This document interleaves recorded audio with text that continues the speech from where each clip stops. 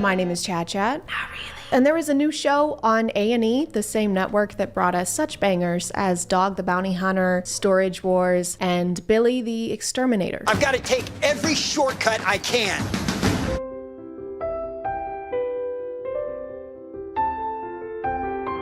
Adults adopting adults is the new hot goss online. It's the new thing. But I wasn't sure I wanted to make a video on this because I've seen that people have already talked about it. But then I watched the first episode in a moment of weakness, and it was way worse than I thought. I'm already not a huge fan of reality TV because it's usually not reality.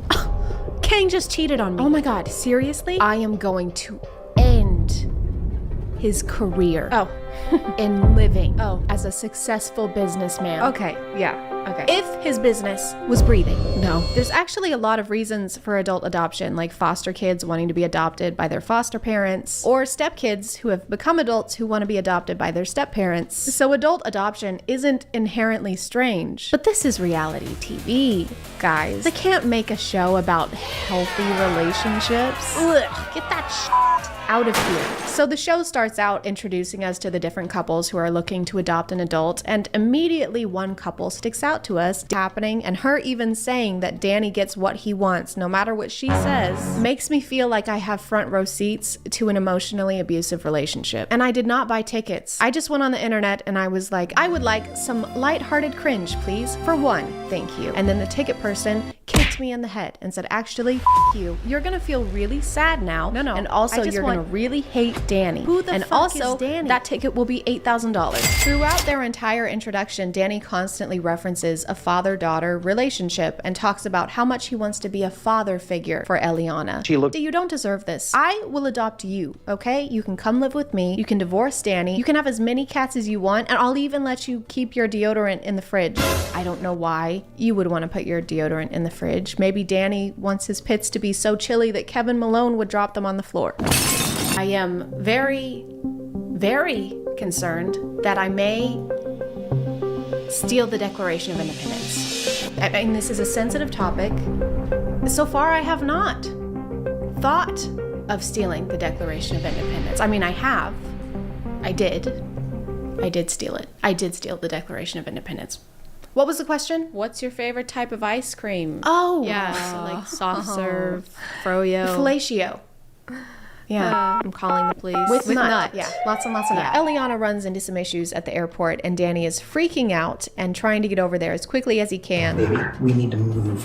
We gotta go. We need to leave right now. As if Eliana is going to change her mind about living with them in the time it takes Christy to refill her water bottle. This is the contact picture you chose for your potential daughter. You don't put your kid's contact picture with them bare-shouldered and moist. Parents choose a picture that your mom posted on Facebook 5 years ago, and her friends called you pretty even though you had corn stuck in your braces. They start to wonder if she was catfishing them for the money that they've apparently been sending her, but she does eventually show up. I just got here yesterday, so it does seem a bit early to be like, oh, by the way, we did this before and it almost ruined our marriage, so please don't do that. Welcome to your new home. I think it's fascinating that when talking about adopting Eliana, he says things like, she needs me. Eliana needs me. Or she wants to be with me. Or she entrusted me with her life. Eliana has entrusted me with her life. But when we're talking about the shitty things he's done, all of the sudden it's our marital issues, and we have had issues in the past. Our marital problems. So he is able to act like they're a partnership, but only when he's trying to make it sound like they both fell in love with a 19-year-old.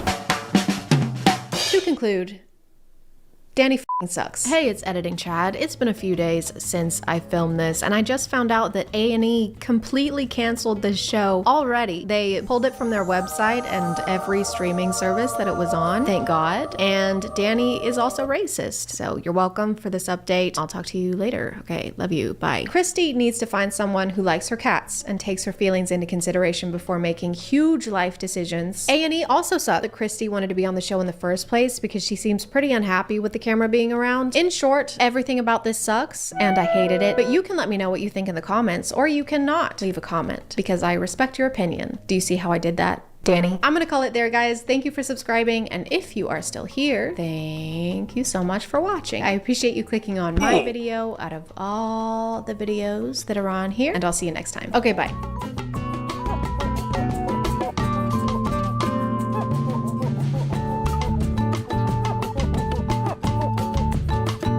Hey guys, and welcome back to My name is ChadChad. And one of the hardest things about being a Chad is that literally everyone wants to date me. You want to date me, your mom wants to date me, I want to date me. But that's too bad because your dating skills are only here and I'm a high level Chad all the way up here. It's okay though because I found a dude that can help you. And he has a TikTok account and a podcast. And if you don't know what that means, it means everything he says is true. What does it mean if a girl has no hookups in her Tinder bio? And the answer is it means absolutely jack. It's been a while since we watched this kind of content, so it's really important that we remember the alpha dating coach motto, which is don't listen to women and what they say they want. They don't know what they're talking about. Listen to men who are not in committed relationships and have more empty alcohol bottles than a Delta Chi house. Look at that, you almost finished your glass of wine. I am, yes. You'll have another one. Okay.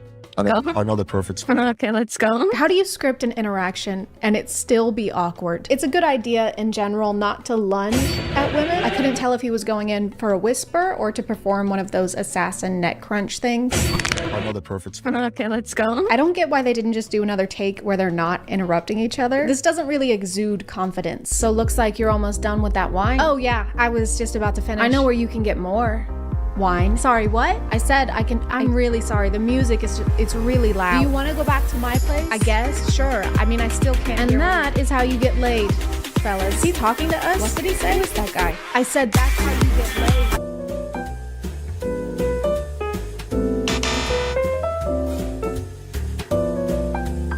Oh, excuse me. Hi. I saw you walking. I thought you were really cute. I want to meet you real quick. Alex, pleasure. Or you could do option 4 where you don't approach women who are walking alone in empty hallways. Wait, what's this? It's 2 a.m. and the hallway is completely empty and there are no people or cameras and it's very scary. Allow me to introduce myself. I saw you walking. I thought you were really cute. I want to meet you real quick. Why would your opening line be, I saw you walking? Like, I'm sure you probably did because that's literally what she's doing. Is the tip to just make a general observation about what they're doing and then use that as the pickup line? Because it sounds accusing almost. Hey, excuse me, I just saw you were walking and don't fucking do that. This has got to be one of the funniest and most creative bios I've seen in a while. Females, I'm looking for a woman who will make me. And then it's M, make me dinner. A, appreciate the things I do for you. K, kiss me. E, eager to ask about a day. M, marry me. E, endlessly love me. C, capture my heart. U, make death do us part. M, make me. Don't do this. If the word is anywhere on your profile, you should be banned from dating apps for life. And why do all of these requirements end with me? I know it's online dating, but aren't you supposed to give a preview of yourself and what you're like rather than how you want women to serve you? I mean, I guess in this instance it works because the preview is that you spent hours making an acronym about. This is a pretty perfect bio. This is a perfect bio. How could we miss this, guys? The secret to getting ladies is talking about our It was right under our noses all this time. This is a dating and self-improvement channel, by the way. I have this really bad habit that I would like to get rid of. I see. Okay, what is it? Yeah, so I just can't stop talking about my Have you tried talking about your more? You're a genius. What can I say? You've come to the right place. How to playfully ask a girl that you're talking to from a dating app if she's actually overweight. So this is a text that's pretty funny. So talking to this chick, making logistics. Awesome. All your pics are headshots. You aren't a secret fatty, are you? Hold on, let me retitle this for you. How to be a fat phobic hole. Playfully. Now, That may sound a little crude, but it's also fairly amusing. Generally speaking, you get good reactions. Oh geez, now that's a question. oh geez, now that's a question. So you wrote this. There's no way that you aren't chatting with yourself right now. I swear he just has 2 accounts where he can make these example conversations go down exactly how he wants in totally unrealistic ways. Because there's no way that this interaction ended with him getting her number. Sound a little crude, but it's also fairly amusing. Generally speaking, you get good reactions. Of course you will, because you're texting yourself. What to do if the girl doesn't drink? So my general go-to is to invite a girl straight to my place for a bottle of wine or to meet her at a bar nearby. And again, I'm not a big fan of drinking either. He's not a big fan of drinking. I'm not a big fan of drinking either.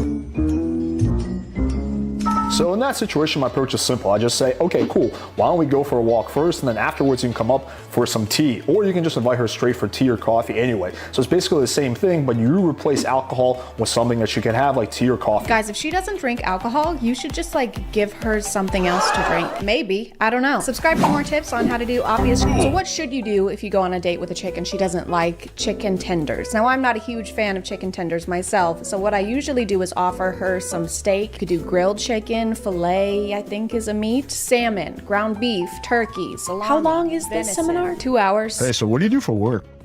I work in finance. Oh, do you like it? It's okay, I guess. Have you been doing it for a while? Yeah. Oh, is it hard to get a job in finance? I mean, not really. Do you think I could do it? I mean, do you like finance? No, not really. I like how the bad example is him showing interest in her career. Don't ask questions. Questions make you look weak. I work in finance. Oh, cool. So you're like one of those badass Wall Street guys? You can say that, yes. Oh, cool. I'm a male stripper. So it's very similar to your job. You know, you take money off people, I take clothes off people. You don't want her to think you actually give a shit about her interests. Do this instead. Are you Leonardo DiCaprio? I guess you could say that. Well, I'm a male stripper. I teach men how to get laid on TikTok. Do you really? Are you? Why would I offer you? He moves so fast and it's too jarring. He also cups her ear, like squeezes her ear as part of his seduction. It's like he stuck his hand out there without thinking about it first. Oh God, why did I do this? Do I brush her hair? I could touch her cheek or Is it beta to show your emotions around women? So the red pillars say absolutely not. It's super beta, never show emotion. And you know, a lot of the feminists or blue pillars say, oh, women love a guy who's super sensitive, so of course. So fellas, alphas say that it's beta to show emotions in front of women, but women say that women don't mind it and they actually prefer men who can regulate their emotions. Who do we believe? I think again, the truth here is somewhere in the middle. You don't want to be the guy that's very emotional, that's always reacting to everything, that's kind of crying, or just comes off as anything resembling a little. Or we could stop acting like emotions are gendered and accept that some people are more emotional than others. Oh my God, Tyler, what's wrong? My mom just died in a house fire. No. I mean, why are you having a pink emotion right now? What? Crying is a pink girly emotion and you're a guy, so you're only allowed to have blue boy ones, like unbridled rage. Is that a Molotov cocktail in your hand? No? You killed my mom. See, there you go. I'm like, how about later tonight around 11? We could just hang out and drink wine. I don't mean you people after 8 p.m., baby. I'm like, well, why's that? Too dark. I'm like, you do realize they have lights, right? She doesn't mean there aren't fucking lights. She means going on dates with men that you don't know is scary and you have to meet in a public, well-lit, open space for your own safety. Is he just imagining a woman who doesn't know what lights are? Oh, Jesus Christ. Oh, no, silly. I'm a light. Oh. And Jesus Christ. Talking to this girl, I'm like, what evenings are you free? She's like, this whole week coming up. I have job interviews, so probably the week after. I'm just really desperate with finding a job. Oh, good. Actually, according to a recent study, they found that the dirty and squirty increased the prospect chance of getting a job by 69%. Yeah, I've just been really struggling to find a job so I can like support myself, and it's been a really rough time. Yeah, anyway, do you want to bang? And she's like, maybe we should have some. So you can see this text is pretty effective. It's not a Pokemon battle. This is a serious conversation between you and yourself. In this one, he's actually rating another guy's Tinder profile, so I'm sure he'll give him some good tips on how to be more appealing, but in a way that wouldn't be damaging to his self-esteem. This guy's gonna get a grand total of 0 matches. So this is the profile you don't want to have. Again, way too nice guy. This guy needs to grow out some facial hair, put on some muscle, take off the glasses, take off the hat, get better style, and stop smiling so damn much in every photo. Oh, okay. So he just has to change everything about himself. Your hair just needs to stop being like that, and your eyes are also weird, and that dog is ugly. Get rid of it. Put on some muscle, take off the glasses, take off the hat. He can't just get rid of his glasses. Like, people don't just wear those for no reason. And stop smiling so damn much in every photo. Also, imagine thinking that smiling in pictures is going to get you less dates. And I also have a dog. His name is Charlie. Here he is. Aw, I hate dogs. Why are you wearing glasses? Oh, to help me see? They're hideous. Throw them in the trash. Excuse me? You look fucking weird. Okay, I'm leaving. It's because I smile too much, isn't it? The power of persistence. So nowadays, girls have a lot of options. So what you want to do is you want to be persistent without being needy.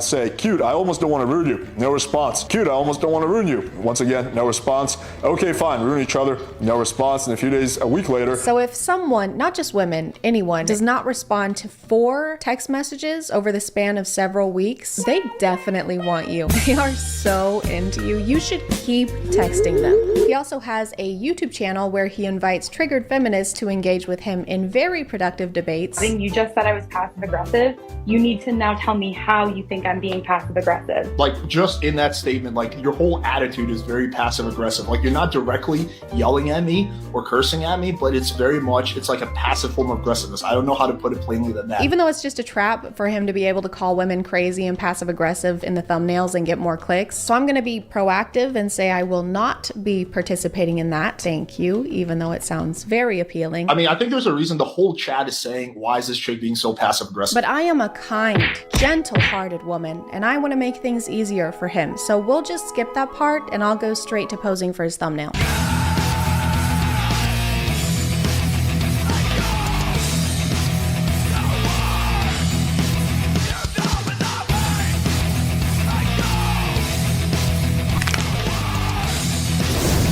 I'm gonna call it there, guys. Thank you for subscribing. Back to my name is ChadChad. Not really. And there is a new show on A&E, the same network that brought us such bangers as Dog the Bounty Hunter, Storage Wars, and Billy the Exterminator. I've got to take every shortcut I can.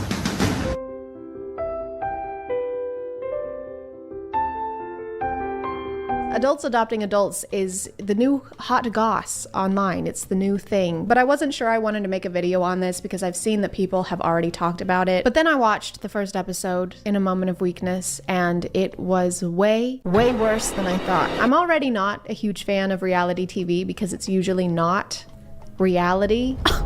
Kang just cheated on me. Oh my God, seriously? I am going to end his career. Oh.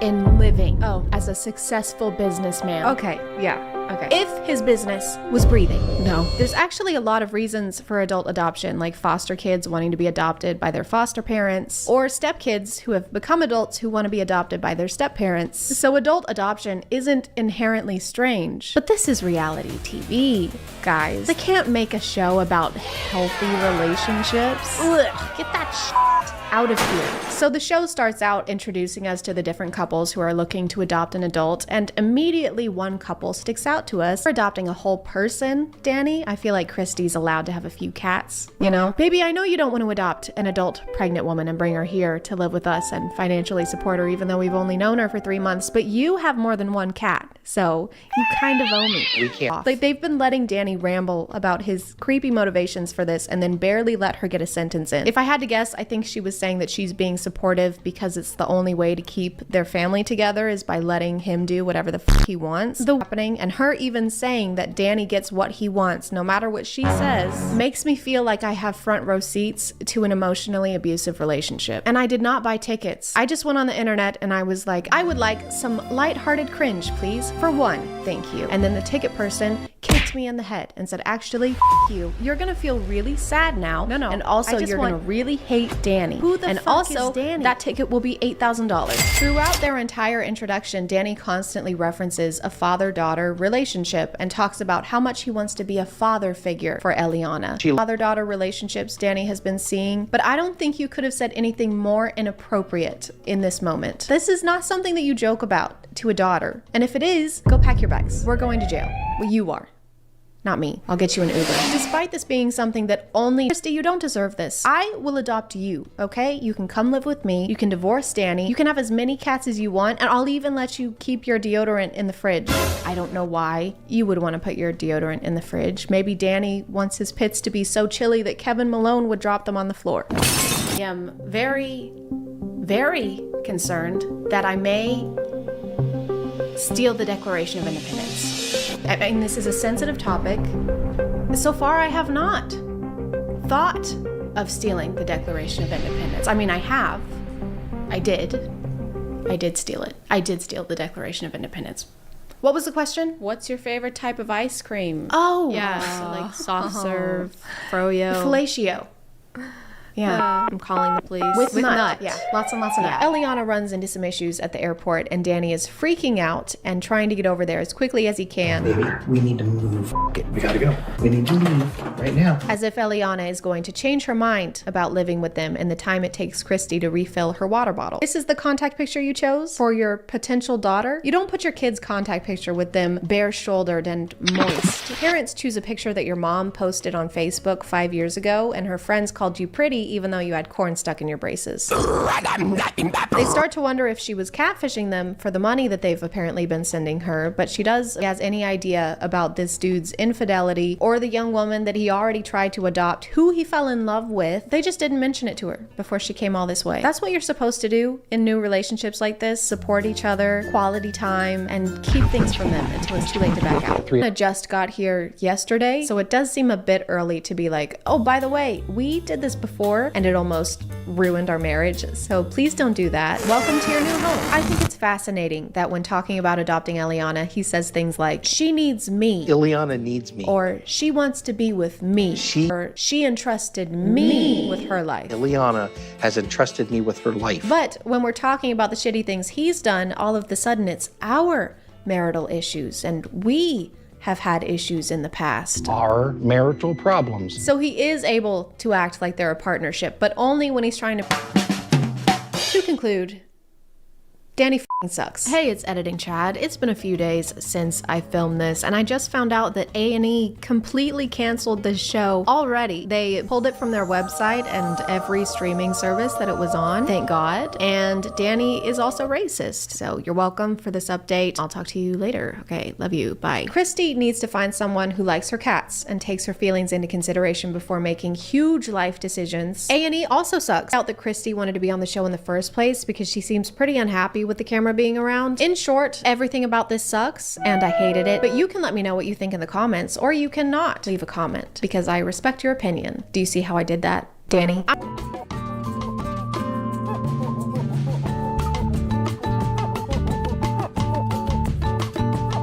Oh man, which of these perfumes do I use? I don't know anything about smelling good. If only there was a Polish media personality and businessman who licks bottles here to give me advice.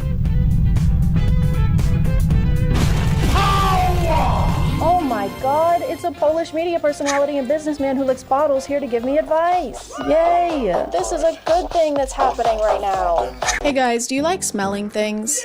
Do you like getting sprayed on your skin with a liquid and then sniffing that liquid and going, top-notch liquid? Then you're gonna love Jeremy Fragrance.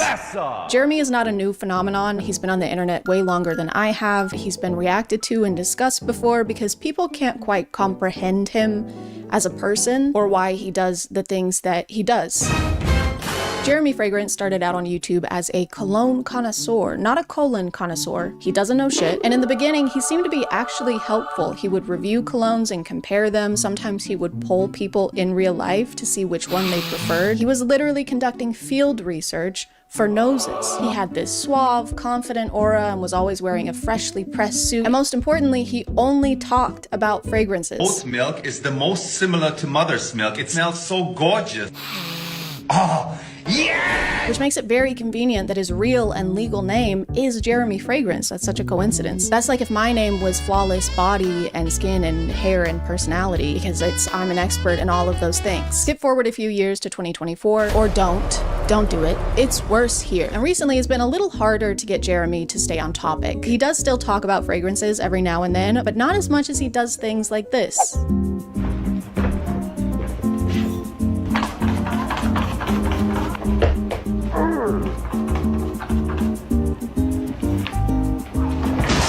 And when he does do a review, he'll start out talking about the cologne, but then by the end reveal some kind of deep secret about himself. Just like me after having 2.5 lemonade Trulies. And the last one I don't talk so much about is Perry Ellis 360 Red. I love it, man. It's the dildo of the fragrance industry. I'm sorry, it's the what of the fragrance industry? I don't think that's necessary, Jeremy. You don't need to use that. Right. So be sure to check out the link in the description. Thank you to Bellesa Boutique for sponsoring, and let's get back to the video. But the most important update in Jeremy's content and his life journey is that he is looking for a girlfriend. And no one really saw this coming. He's only vaguely alluded to it in the past. All right, ultimately, of course, I want to have a girlfriend and a wife. What I want is what I need to find somebody. I want a girlfriend, baby, and marry her. I'm still searching for a girlfriend. Nice. But now it's finally time for him to find the one and settle down. Love is just in the air. and so is a lot of Dior Sauvage. But when you're a guy like Jeremy, a genuine connection can be hard to find. He's been busy. He's got his own fragrance business to run, and he found Jesus as well. #1 fragrance icon that follows the teachings of Jesus. People are always finding that guy. Maybe he doesn't want to be found. If he keeps hiding like that, found you. No, I thought this was a good spot. Just found Jesus. And now you're tweeting it. Of course. Of course you are. Risen. Now everyone's gonna know where I am. So Jeremy decided to take matters into his own hands and announced that he'd be finding his soulmate with the power of social media. So I'm looking for a girlfriend. You must be Christian and you must be under 32. I was thinking 35, but let's say under 32. In his announcement video, he only mentions 2 requirements for being his potential girlfriend. She has to be under 32, even though he's 35. And I can't decide if him only having 2 specifications is a bad thing or a good thing. On one hand, it seems like you'd have more requirements for someone you want to spend the rest of your life with. But on the other hand, if this is what you're posting on Instagram, I don't know if you're even allowed to have 2 of them. But as time went on, Jeremy started posting a couple more demands, like for example, that she needs to be 100% committed to him. He is looking for marriage, so that makes sense. And that she needs to be able to give birth to children, which is a weird thing to specify. What else is she gonna give birth to? Congratulations, Mr. Fragrance. The baby's here? Uh-huh. You've got a healthy 1.7 ounces of perfume on your hands. No! I knew this would happen. The lighting is different because I had to block out the sun. It was frying me and cooking me, and I'm sweating, and I had sweat in between my boobs and every part. Based on other people's videos, it looks like Jeremy responds to the women he's interested in and requests additional information from them, like their Snapchat usernames. I can't even express how big of a red flag that is. Nothing says you're ready for marriage and commitment and a family like asking a woman for her snap. Hey, you want to communicate on the one app that makes communication disappear? If it makes you feel any better, there's also a map that shows me your location 24/7. He also seems to routinely ask them to send videos addressing him directly, probably to verify that they are who they said they were in their application. Hi, Sophia. I asked for a video of you. Can you send me a video of you saying something like, "Hi, Jeremy"? And once he has that information, he can move on to the more important questions, like how old are you? And are you a virgin? And is it possible at your age that you're still a virgin, Maria? Is it possible that you are still a virgin? Why are you asking that, Jeremy? So yeah, I want you to be able to have children. I also want you to have zero knowledge about the thing that creates children. The only way this would be appropriate for him to ask is if he is a virgin in his mid-30s. He just wants to make sure he's using skill-based matchmaking. They've got to be on the same level. 0. Hey, do you know what you're doing? No. Good, because I fucking don't either. The way he phrases the question too somehow makes it even worse. Is it possible that at your age, 30-ish, right, that you have remained pure of soul and body? Kinda weird if you haven't, says me. I'm saying that. Me, the guy who engages in sexual activities with cologne bottles. In this one, he even takes a dig at this woman's appearance. Hey, pretty woman with the intense teeth. Intense teeth. Jeremy, you have incense teeth. This is frankincense, and I will eat a bit of this. You have no room to talk, literally, because your mouth is so full of things that you're not supposed to put in your mouth. And I really wish it was, but this isn't even the worst thing he sent to someone on Snapchat. I gotta interrupt your video. I got totally a boner seeing your face and seeing you talk.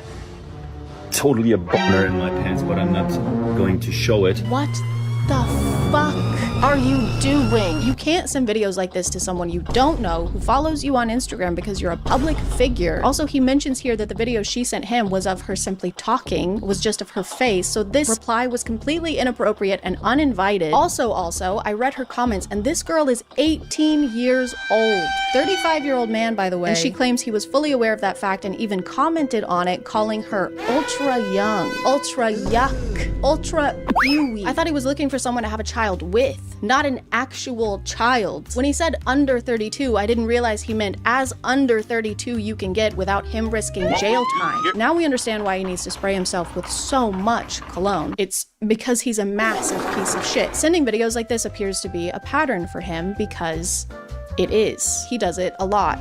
You're so flirty, just seeing your text makes me, if I can say so, erected.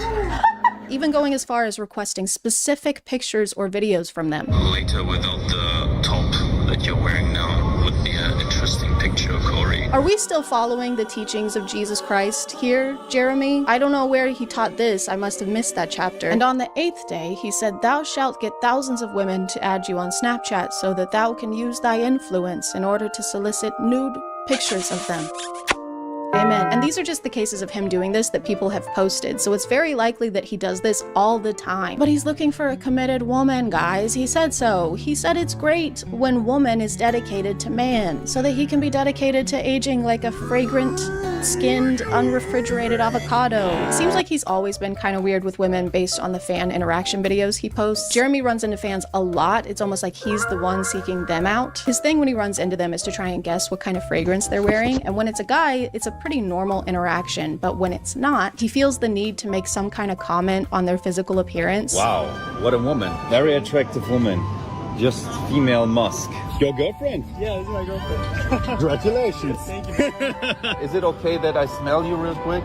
Yeah, I mean, I don't... Basically, he can't see a woman or a girl without trying to flirt with them in some way. So it's safe to say that I have a lot of competition. I don't know what it was, okay? Maybe it's the way his hips thrust in a sporadic, irregular way, or the way he lives so dangerously on edge of the age of consent. But there is just something about him, and I can't live with the regret of never even trying. Just want it noted that I started my quest of trying to get Jeremy to fall in love with me before I figured out he's a terrible person, unworthy of my time. So it's exactly like every dating experience I've ever had. And so I shot my shot. I shot my shot on Instagram, and he didn't even look at my story. I shot my shot on Instagram again. I shot so much shots that the state of Tennessee actually tried to protect my rights. But it didn't matter because Jeremy still didn't notice me. So I decided to try and play by the rules. I painstakingly crafted the perfect opening message that no man could decline, and then sent it post-haste to his application email. It reads as follows: "Dear Jeremy,"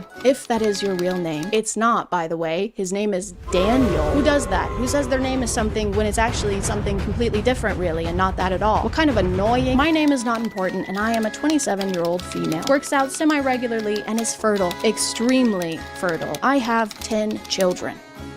I'm also a virgin. Jesus is my number 1. You can be my number 2, though. I'll call you my little doo-doo. This is what I look like, and I would love to chat with you via FaceTime or Instagram. Please. And then I waited for days. I didn't even leave my desk. I've been sitting here the whole time. I've peed into every container that can hold pee, and I'm fresh out of containers. Please send help. Or Tupperware. But even after all my efforts, Jeremy didn't respond. What was I doing wrong? I checked all of his boxes. I even gave him a cute nickname. It's cute. It's adorable. The next morning, to my dismay, I saw this on Jeremy's Instagram. Who is that? That should be me. That should be my hand being awkwardly put on his face. That should be my foot being awkwardly put on his face. I felt defeated and relieved. Heartbroken. Mostly relieved. But I'll never stop trying. I'll never stop imagining the future we could have had. I'll never forget. I'm giving up. I'm not trying to get his attention anymore. Oh. I don't want to date him. Or talk to him. Okay. Yeah, I gave up.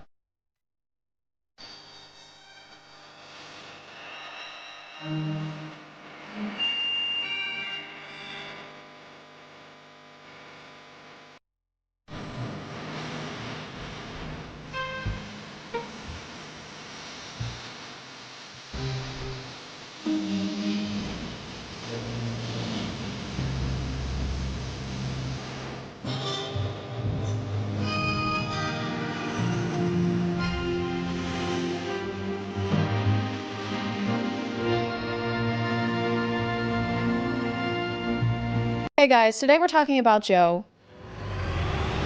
Mama. A fringe of cringe. My name is ChadChad. Not really. And JoJo Siwa has been acting kind of silly lately. Good morning to every single Cuban who's up in this entire little bit. How's it going today, guys? Good. She's been doing some weird things and moving her body in a weird fashion. Speaking of fashion, she's been doing weird things with that as well. My knee hurts. I'm not sitting because you guys told me to. I'm sitting because I want to. You can't bully me. If you're like me and never watched reality TV or Dance Moms where JoJo got her start, then your knowledge of her is probably Bose. That's all I think of, that and asbestos for some reason. I don't know why. I'd have to do some more research, but I'm thinking about asbestos as always, right? JoJo's been a public figure for a while and is is known for having a pretty young audience, thus the bows and bejeweling of the hair. She usually sings and dances in an aesthetic I can only describe as the human version of a glow stick. Everything about her is fluorescent, and if your eyes are exposed to her, recently anyway, then irritation may occur. By the way, I watched about 3 minutes of Dance Moms to try and understand where JoJo came from, and it's just like people getting mad at kids for having the coordination of kids, and they edit it like every mistake is an earth-shattering devastation.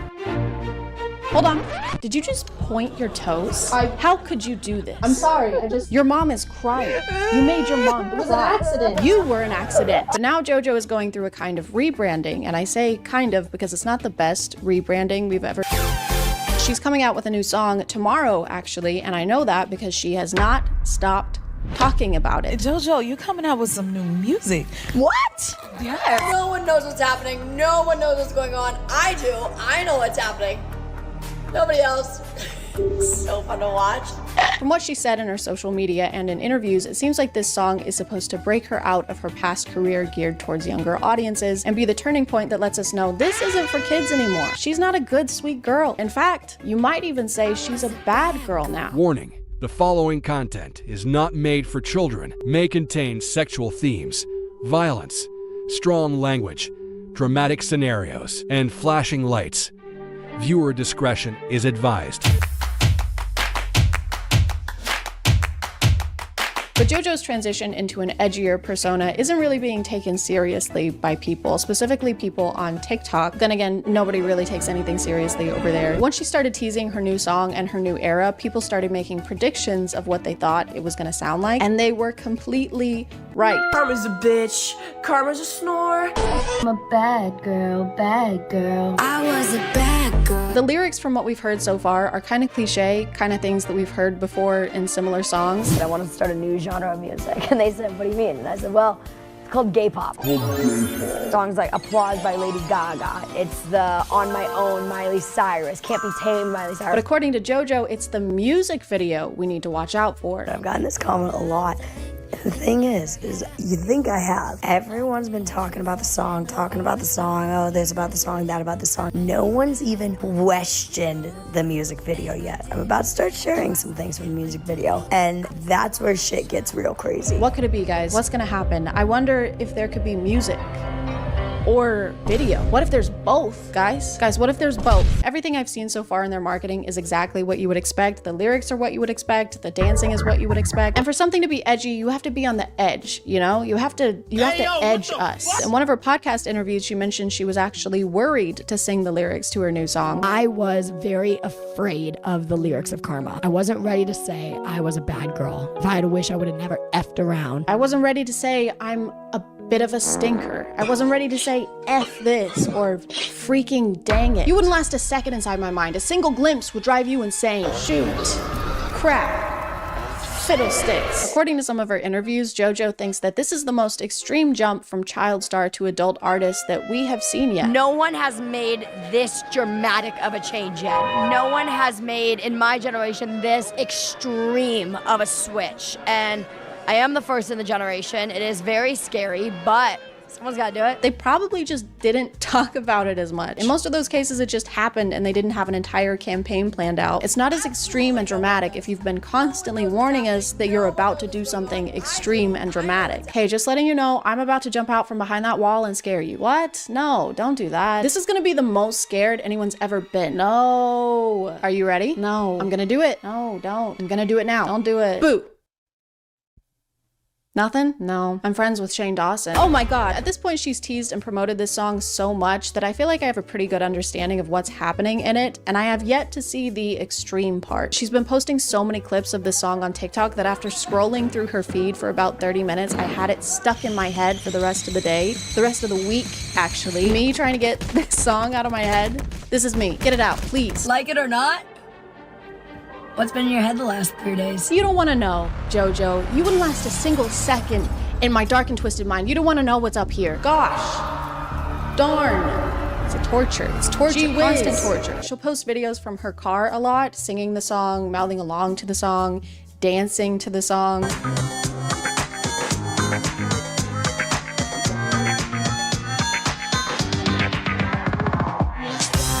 She even got her car wrapped with her face on it to promo her new song, which apparently she's been doing for a while now, even when she's not promoting something. I barely want to see my face at all, much less pay thousands to have it plastered on a Kia Soul. So it's just a waste of money. Stop car wrapping. Sweaty. Knees weak, arms are heavy. There's vomit on his sweater already. I said stop. Mom's spaghetti. I think one of the most controversial things about her new era, though, is the dance for her new song. She's been posting videos of the choreography, and people that are not fans, they don't like it. They don't like it at all. Not the whole dance, really. There's just this one part where she seems to be ad-libbing a bunch of extra movement.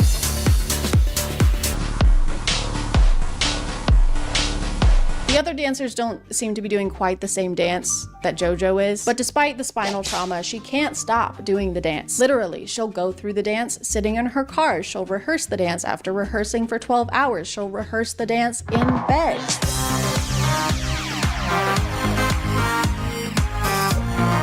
Get some sleep, JoJo. The dark circles under your eyes are getting alarmingly dark. No wonder she's moving like this. She's trying to stay awake. At the iHeartRadio Music Awards, JoJo hard launched her edgy persona with a new outfit and new aesthetic. Instead of the bright colors and rhinestones, they went with dark colors and rhinestones. I can kind of see what they were going for, but it's not really giving bad girl. It's kind of just giving state fair face paint. It seems like JoJo's mom is behind the rebranding to some extent. I don't know, that's just a personal theory. The PR surrounding this rebrand is just exactly what a 50-year-old mom's idea of rebellion would be. All right, here's the plan. What if you said, bitch?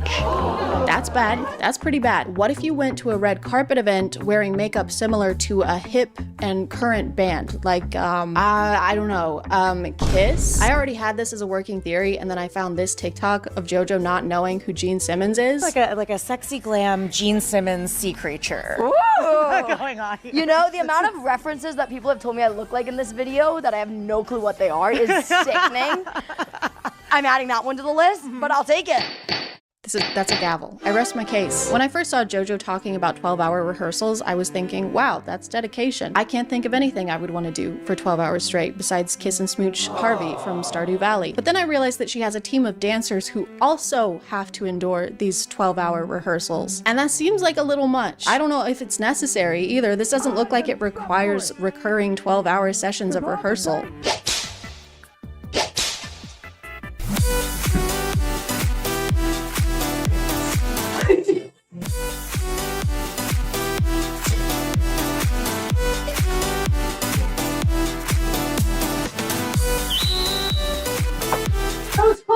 I'm getting better.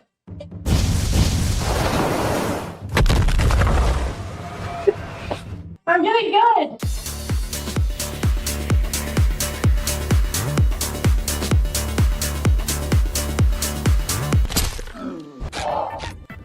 Ah! Oh my God! My knee hurts. Cut the cameras. Shut it down. Call an ambulance. But intense rehearsals are nothing new for JoJo. Apparently, she and her mom started a pop group a while back with 6 young girls. She formed them after herself, kinda, with the bows and rhinestones and bright colors. It's basically like she tried to make 6 versions of herself and put them in a group together, which would make them JoJo's, JoJo's. They went with XOMG Pop. Mine was better. According to one of the members' moms, the conditions were way too intense for young girls. They say the rehearsals were long and physically exhausting, and the Siwas were allegedly trying to get the members to cry for the cameras and pit them against each other. One of the members had chronic health conditions, and days before one of her surgeries was at a rehearsal and started bleeding from her stomach, and Jessica Siwa told her to put a pad on it to keep blood from getting on the costume. The costume isn't the issue, Jessica. There shouldn't be blood at all. This is literally putting a band-aid on the situation. Also, they fired this member and her mom after her mom tried to say something about the condition. So I guess JoJo is telling the truth. She was a bad girl. It's like they're trying to get people riled up and have some kind of reaction about how crazy she's being or how psycho she's acting. They're saying psycho. No one else is saying psycho, just them. They probably think I'm psycho. Valid. I'm sorry. The old JoJo can't come to the phone right now. What? That bitch is in dreamland. They even orchestrated a paparazzi session as JoJo is leaving a sex store. Oh no, is this me holding a giant penis plushie while decked out in merch promoting my new song coming out on April 5th? I said April 5th, write it down, with the words 18 plus only conveniently hovering above my head? Guys, please. Come on. No photos. Also, I took a screenshot of this picture for the video, and then the next day, Snapchat auto-generated me this collage. Like they're related subjects or something. Just because there's two bones doesn't mean they belong in the same place, Snapchat. Anyway, I'm getting this framed. But guys, today is the day. The wait is finally over. Honestly, I'm a little excited, so let's go see what all the fuss is about. Karma, karma, karma, karma, karma. Okay, well, that had music and video. Bye.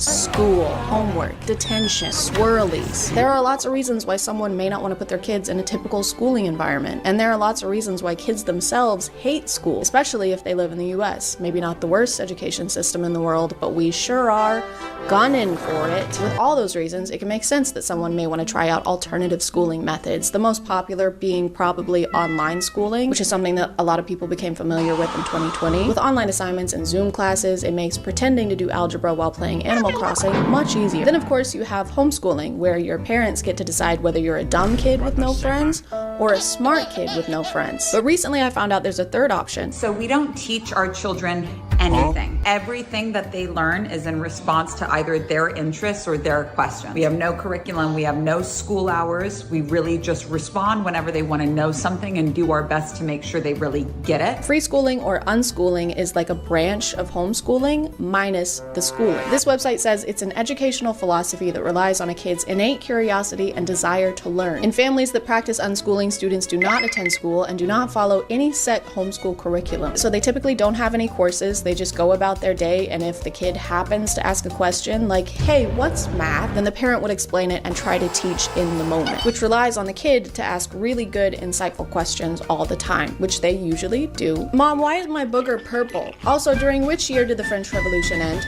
She goes on to show us an example of the unschooling her son has been doing. My son's 6, and it took some patience, and not comparing myself to other moms, but this is his book. Look at this.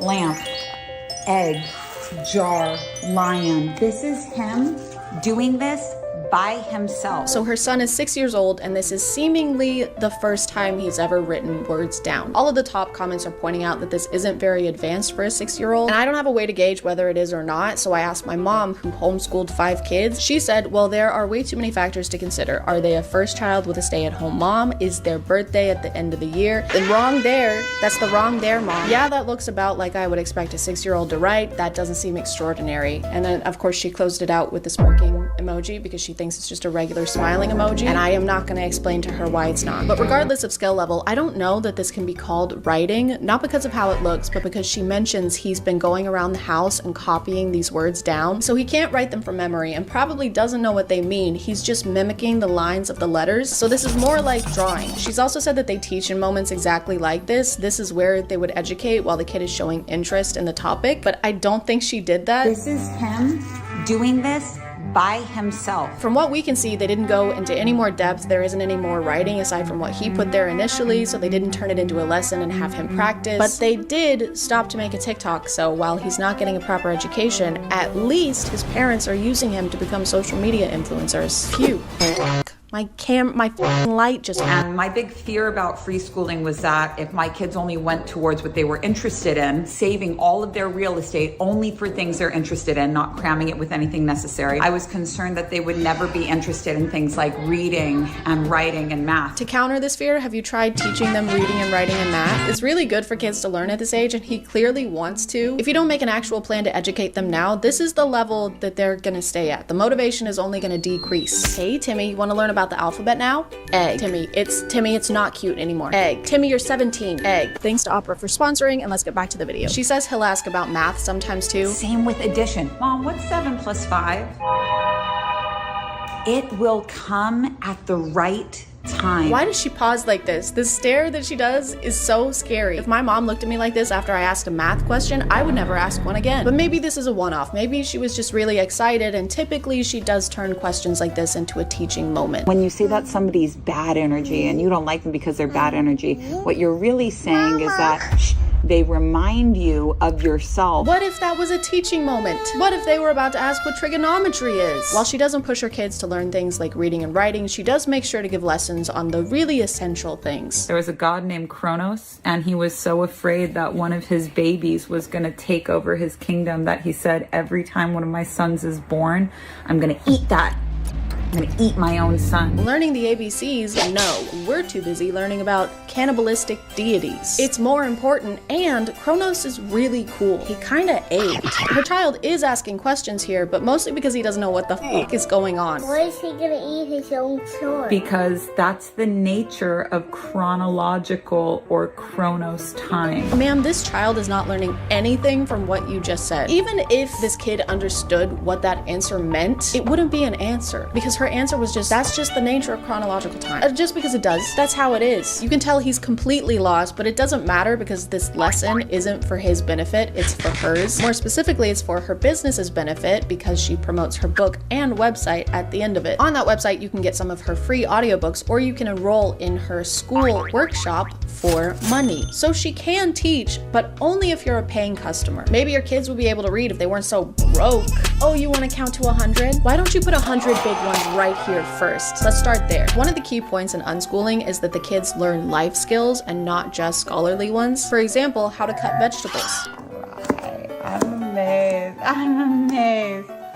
Technique, baby. Technique. Good job. Is the point of this to prove that unschooling is effective here? Because to me, it just proves that over the course of 4 years, your child developed fine motor skills, and I don't think unschooling is responsible for that. If anything, they should be way better at this. If they're at home doing it all the time, they should be Zorro at this point. She's got a literal baby waving a knife around, and the only warning she's giving is in a sing-songy voice. If you cut your finger off, na na na na na. So be careful, my baby. This kid does not have the motor skills or the mental capacity to understand how dangerous this is, especially when she's acting like it's a silly thing happening. I'm gonna go in that door. Don't go in there. Whoa, why not? It's very dangerous. You will probably die. Your demise is imminent. Those seem kind of important though. While I was looking into this account, I stumbled onto another unschooling mom. Day one of unschooling, and I've got my kids helping me to clean the car out. Teaching them hard work, taking care of the things that you love, that you need, and also cleaning the car clean. Oh, so like chores. You're educating them by having them do regular house chores. You can't claim that cleaning the car and learning hard work is an acceptable replacement for actual curriculum. Cleaning and taking care of things is something that kids should be learning on top of their regular education, not instead of. This parent said she pulled her kids out of school to do this because she was unhappy with the public education system. We have 52 days until I pull my child out of public school and start unschooling him. Lots of hands-on stuff to teach him these things, not just reading out of a fucking book, which is what's wrong with public school. And while yes, there are a lot of things wrong with the public education system, I don't think that books in and of themselves are what's wrong with it. Books are usually pretty helpful, learning-wise.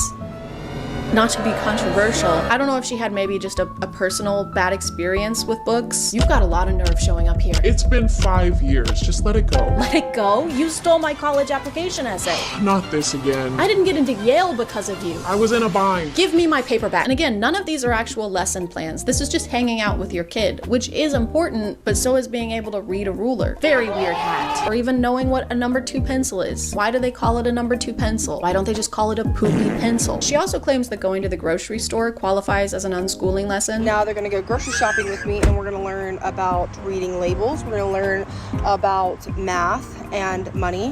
When you're buying groceries, you need to make sure that the quality of it is good. So turn it over. See the prices on them right here? You typically want to make sure that you pick the lowest price. These are just regular life skills that you should be teaching your kid whether they're unschooling or not. And how many times can a trip to the grocery store count as school? Because after a few, they're probably good to go, right? And next we have Timothy, graduating with a bachelor's in putting things in the cart and a minor in not buying rotten strawberries.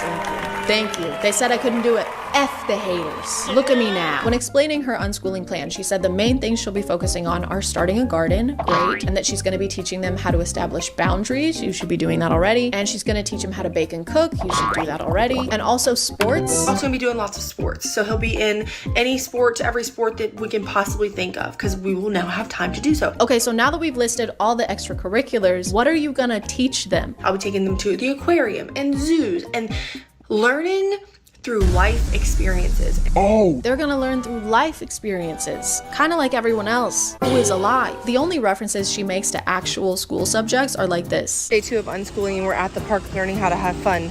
But before you get your panties in a wad, listen. Yes, we're going to be doing reading and writing and math and maybe science, but it's not going to look the same as traditional public school. It's going to be different. These are just things that you should have mapped out before pulling your kids out of school. I never do anything for my kids without a plan, and I have 2 billion of them, and I make sure each and every one of them has a bed made out of galvanized steel with eco-friendly wood and a mattress that I borrowed from my aunt. Based on some of her older videos, it seems like she made this decision due to personal issues she was having with her kids' school. The other day, or a couple weeks ago, she sent home in his folder a piece of paper that had a signature side and a date side. And she told him, didn't say nothing to me, told him to tell me I needed to take his homework out of his folder every single night, sign and date this piece of paper, and send it back to her every single day. This video has been deleted now, but she's complaining that her son's teacher asked her to sign and date his homework every night, which is usually just to show that you're involved in your kids' schooling and that you understand what they're currently doing in school. And of all the things you have to take care of as a parent, this seems like one of the easiest ones, but she literally refused to do it. Now, listen, I took that piece of paper out and I said, I'm not doing that, baby. I run a massive business through social media. I don't have time, literally. I don't have time to help with my kids' education. However, I do have time to be completely and solely responsible for it. What's really sad about this is that her kid clearly wants her to sign. He makes a comment about some kind of reward system they have, some bonus he gets, and she can't be bothered. But isn't the point of unschooling to put your kids' individual needs first? Isn't the argued benefit that your teacher is your parent who knows you really well and has your individual best interests in mind? If you couldn't do that for literal seconds every night, what makes you think you're gonna be able to do it 24/7 every single day? For some reason, she titled this Teacher on a Power Trip, and the teacher is just asking her to do something that probably all the parents are asked to do. It's a very simple instruction, and I thought that those were important to her. You're doing how to follow instructions. Those who can't do teach, I guess. The way she describes her unschooling plan just sounds like a pretty immature grasp of what it's gonna take. It's almost like the kid is the one who came up with it. Okay, so first we're gonna go to the park. Okay. And then we're gonna go to the swimming pool. Then we'll do school. I'm not done. Then we're gonna go to the grocery store and buy 500,000 Go-Gurts. How is that school? It's math, bitch. Another concern people had with her unschooling was her kids losing the socialization they get at school. And her response was, oh, they don't need that actually. We don't actually need socialization skills. We need to know how to communicate, which you can do with your parents. We need to know how to connect, which you can do with your parents. And those are skills that you take for the rest of your life to make friendships. All of the things she's listing are things you learn from socializing. We don't actually need socialization. We need to know how to socialize, how to be social, how to interact with people socially in a social way. Her argument is kind of that you can get all the socialization you need from your parents and don't need to hang out with kids your age. And she believes that going to the grocery store is also a form of socialization. There's so many ways you could teach your child how to be social. Take them on grocery shopping trips. Take them to go to the zoo, and teach them how to talk to people. Lead by example. I had no idea that going to the grocery store was so beneficial. It's a math lesson, it's a social visit, it's kind of a one-stop shop, I guess.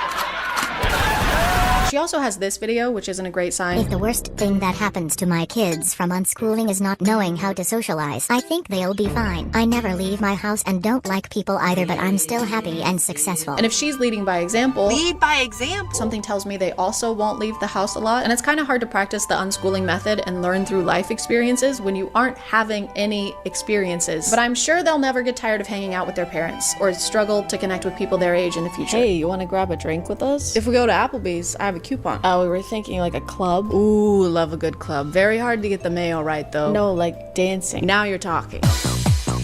Why are your pants so high? What happens when you send your kid to a classroom for 8 hours a day? That is outside influences impacting your child, because what they're going to learn isn't just coming from you. Beliefs that they're going to have aren't just coming from you. Isn't that a good thing though? Your kid shouldn't only believe and think things that you think. Shouldn't they get a bunch of different opinions and beliefs from people and get a variety of perspectives? If your idea of schooling is making sure that your kid thinks exactly like you, that sounds less like education and more like conditioning. And unschooling is supposed to be about specializing your kid's education based on their specific ideas and interests. You can't tailor education to an individual if you don't see them as an individual. Also, the successful business she keeps referring to is a pyramid scheme. I'm very proactive inside of my profession and my career of being an entrepreneur. They're likely going to follow that path because they're going to see how successful. So, at least she can teach them shapes. A little bit of this reminds me of how I was raised. Again, I was homeschooled. You probably didn't know that. Just kidding. It's probably the only thing you know about me. Sorry, okay? Sorry I'm so mysterious, suave. Sorry I'm so shampoo coated. But my homeschooling wasn't really in an attempt to make me more prepared for the world or because I couldn't necessarily handle a typical school environment. It was more because normal kids are secular and besties with Satan. Sometimes they say things like, hey, you should smoke this, or fart, and both of those are equally as bad. The sole reason for my being homeschooled was religion and being able to limit the amount of interaction I had with the outside world, whether it be people or media. I wasn't allowed to watch PG-13 movies until I was 22. Just imagine being told you're not allowed to watch Jumanji, the Kevin Hart one, as a tax-paying citizen. And I think I would be better at a lot of things if I'd been able to interact with people my age before I was basically in my 20s. I missed out on a lot of skills like how to interact with people, how to not perceive every human being as a potential threat, how to order a milkshake at Sonic without breaking down in tears. Isolating your kids and making yourself the only presence in their life is probably less about what's good for them and more about what's good for you. And it's completely normal to have anxieties about where your kids are or how outside sources are going to affect them, but that doesn't mean that you should stop them from interacting with outside sources at all. That just sounds like you have anxieties that are being passed down to the next generation, like an heirloom, like a little apprehensive piece of furniture. You okay, man? Yeah, just some chest pain. And I'm not saying you shouldn't homeschool your kids or do alternative schooling, because I'm sure a lot of kids would benefit from something like that, but just don't do it bad. Just do it good. Otherwise, your kid's gonna end up like me in 20 years, and you don't want that. That is a threat. Anyway, guys, I gotta go to the grocery store for the 5th time today, so I gotta go. Fiction is true the same way numbers are true, I would say. Like, you know, if you have one apple and one orange and one banana, the commonality between all of those three is 1. And you might say, well, is 1 as real as one fruit? Is the abstraction 1 as real as one fruit? And I would say, it depends on what you mean by real, but representing things mathematically and abstractly gives you incredible power, and you could make the case that the abstraction is actually more real than the phenomena that it represents. Hey guys. If you were a woman in the 1600s, your chances of owning a bank account were about 0%. And your chance of being burned alive at the stake for literally no reason at all was not 0%. We don't need to be history buffs to know that the Salem witch trials were a terrible thing that shouldn't have happened, but I did find out the other day that a lot of the hysteria was thanks to doctors claiming that witchcraft was causing illnesses they couldn't figure out. So it's super comforting to know that medical professionals blaming women for health conditions they don't understand yet is a tradition we've carried on for thousands and thousands of years. But it turns out that's not the only modern parallel we can draw from the Salem witch trials, because we're doing them again. All of it. The whole thing. On TikTok.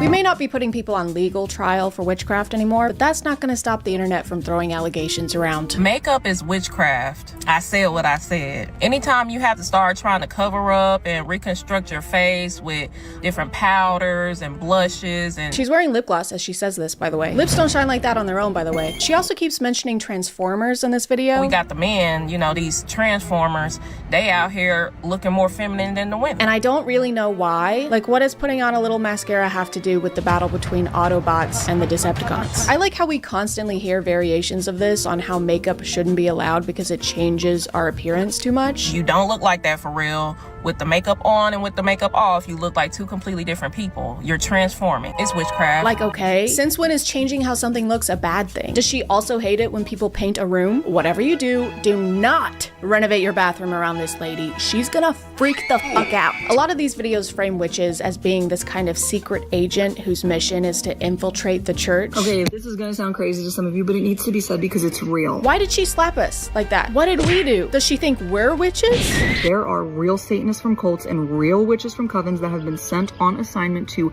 your church to collect spiritual intel and to release curses. According to her, witches are the ones to blame for many things happening within the church, like sickness. And then everyone's confused, right? Like, why is there so much sickness? Why is our worship team always burn out? Why does it always feel so heavy when we're together? Divorce. Why is there so much divorce? Being poor. Why is there a lack in finance? Why is this happening? Why is that happening? The idea of seeing so many people struggle right now, you know, with the economy and other things. And the only thing you can think to blame for it is a secret agent witch. Cody Banks, if he was a witch. This just feels like a way to ignore the root cause of these issues while also shifting responsibility away from the church to actually do anything about them. Oh, there's a family in our church who can't afford groceries this month? Yeah, it's pretty sad. If only there was something we could do. You could, like, buy them groceries? Something we could do about these evil witches. She also lets us know that witches are sometimes sent after specific people. There was a witch that was sent on assignment against me. She saw my testimony. She got smacked by the glory of God. She repented,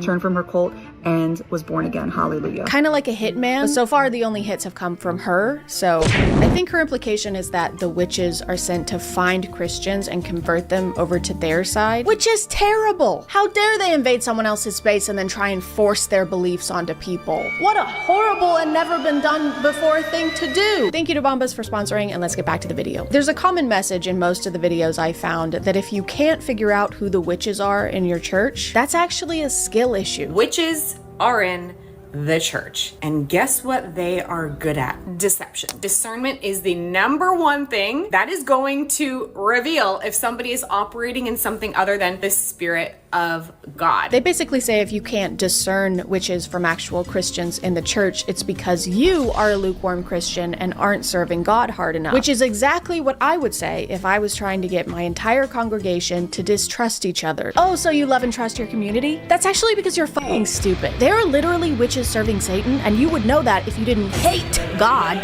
The word discernment is used a lot in these. It's even considered a spiritual gift. Now, if you have the Holy Spirit, you get to have all the spiritual gifts that are outlined in the Bible. The spiritual gift of discernment, which many Christians in the lukewarm church or the American church today lack in. One that you don't get to have if you're a lukewarm Christian.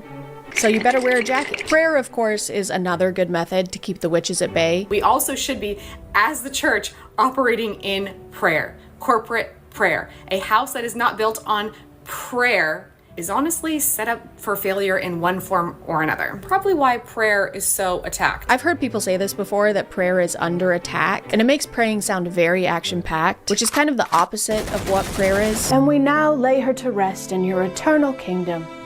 Amen. Who threw that? Me. Witch. Everyone, I'm discerning that this woman is a witch sent to attack this funeral. Well, I also know how to discern. Break discern on the ground. Discern this. Apparently you don't even have to be a witch to be practicing witchcraft. Now, sometimes people aren't actively participating in witchcraft and going to church and trying to do all these things. Sometimes they're operating in manipulation and control, which is still witchcraft at its lowest, simplest form. Is control and manipulation. Hang on a second. Are you telling me my ex-husband was a witch? No wonder he was always flying off the handle. The broom handle?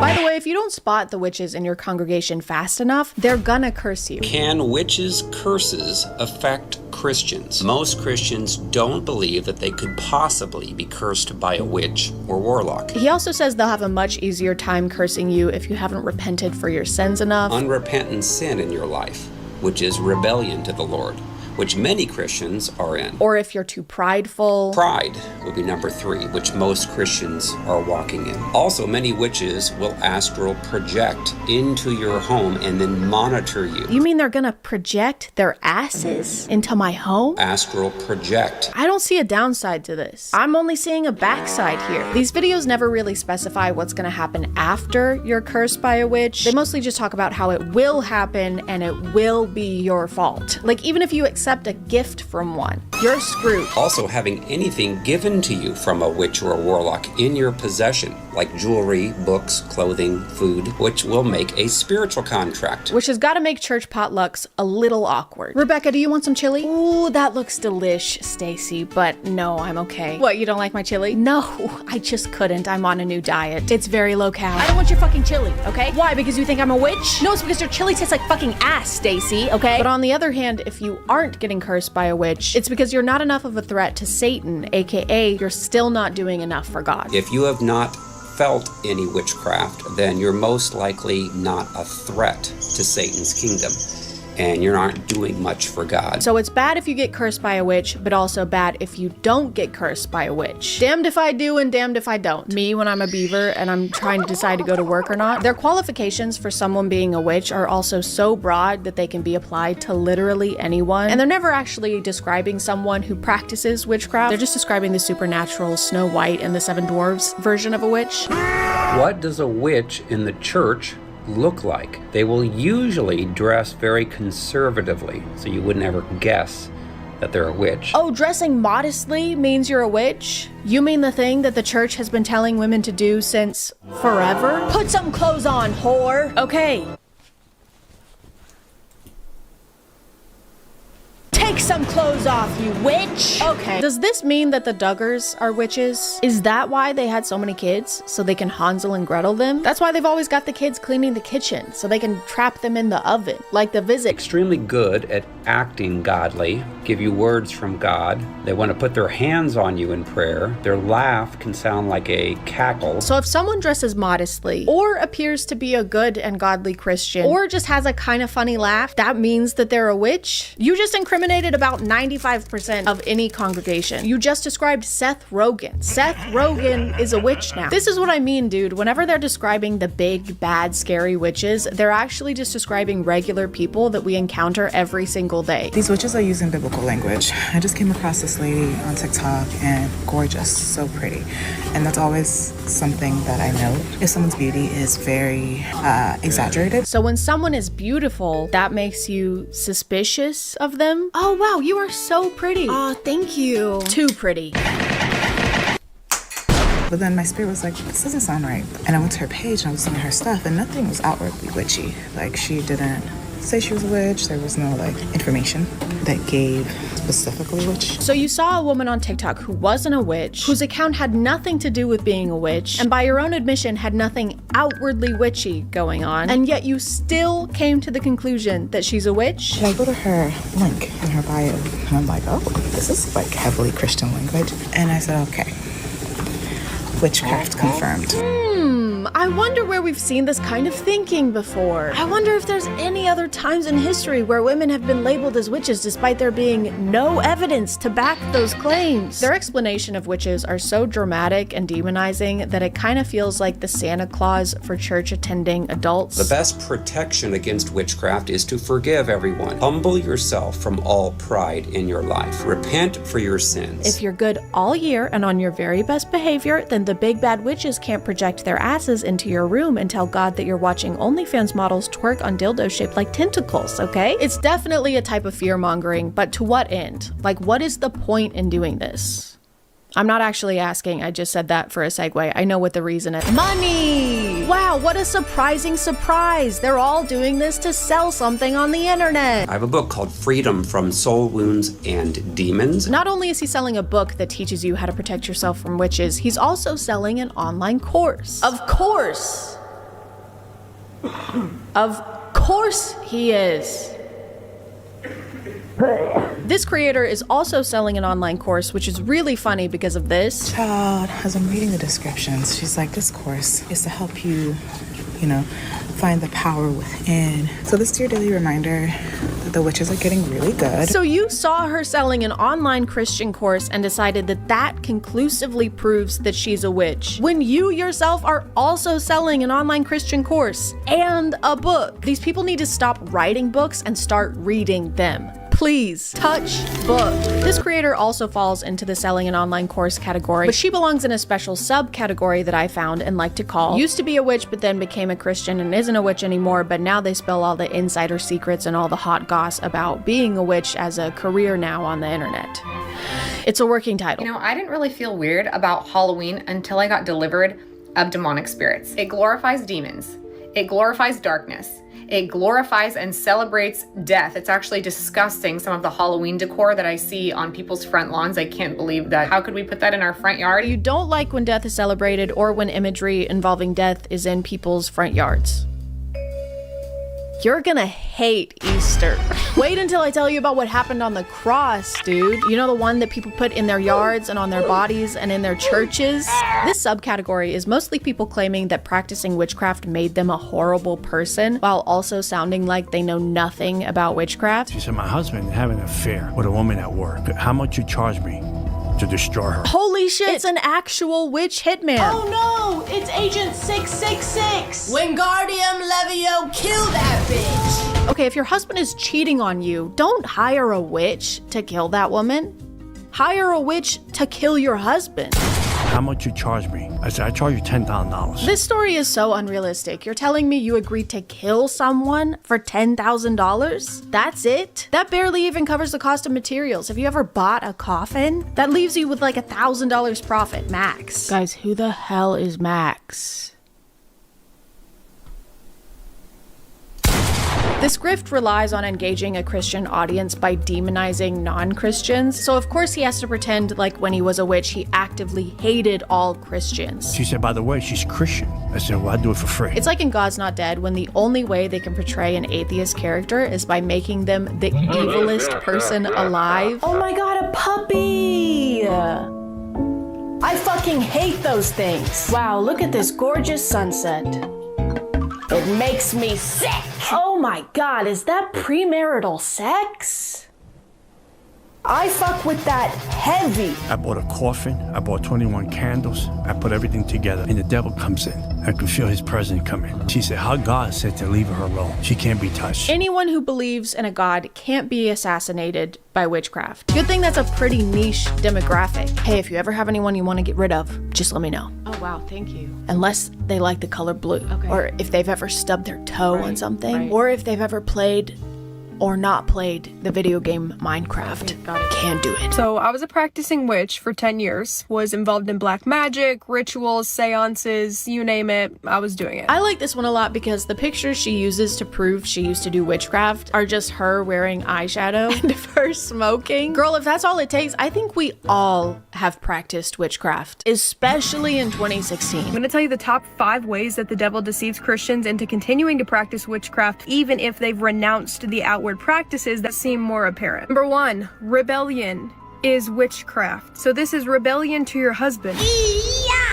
Rebellion to your husband is witchcraft? Is it? Is it really? You know what? If you want to head back to the 1600s when your husband could get you thrown in prison for not making his bread crispy enough, you go right ahead. Enjoy wiping your ass with straw. And bubonic plague. Videos like these and ones that share experiences with witchcraft all have the same purpose of painting witches as these monstrous, comically evil characters that only exist for them to prevail upon. We had a witch come into our meeting and says, I'm more powerful than Jesus. And I said, oh, that's interesting. And I went over and said, hey, you doing okay? And he says, no, I can't move a muscle in my body. He says, what's going on here? And I said, well, there's someone that's more powerful. This is just Wattpad for boys. He's basically writing fanfic where he has magical powers and defeats the other guy with magical powers because his magical powers are better and stronger. When they talk about witches, they aren't thinking of a person. It's really just a pawn that they're using in order to win battles, except the battles are invisible and made up, so they win every time. Their message is this double-edged sword that makes you suspicious of your community, mainly women, let's be honest, and paints other religions as something people need to repent and recover from. And since most of this is happening running online and is coming from people who are ranting in their rooms or in their cars, it's easy to forget the kind of real world effects this kind of messaging can have and has had historically. The other day I saw this video of a woman getting her hair done at a salon, but for a reason we're going to talk about more in a minute, she has some blood in her hair. I need you to wash the chicken blood out of her hair.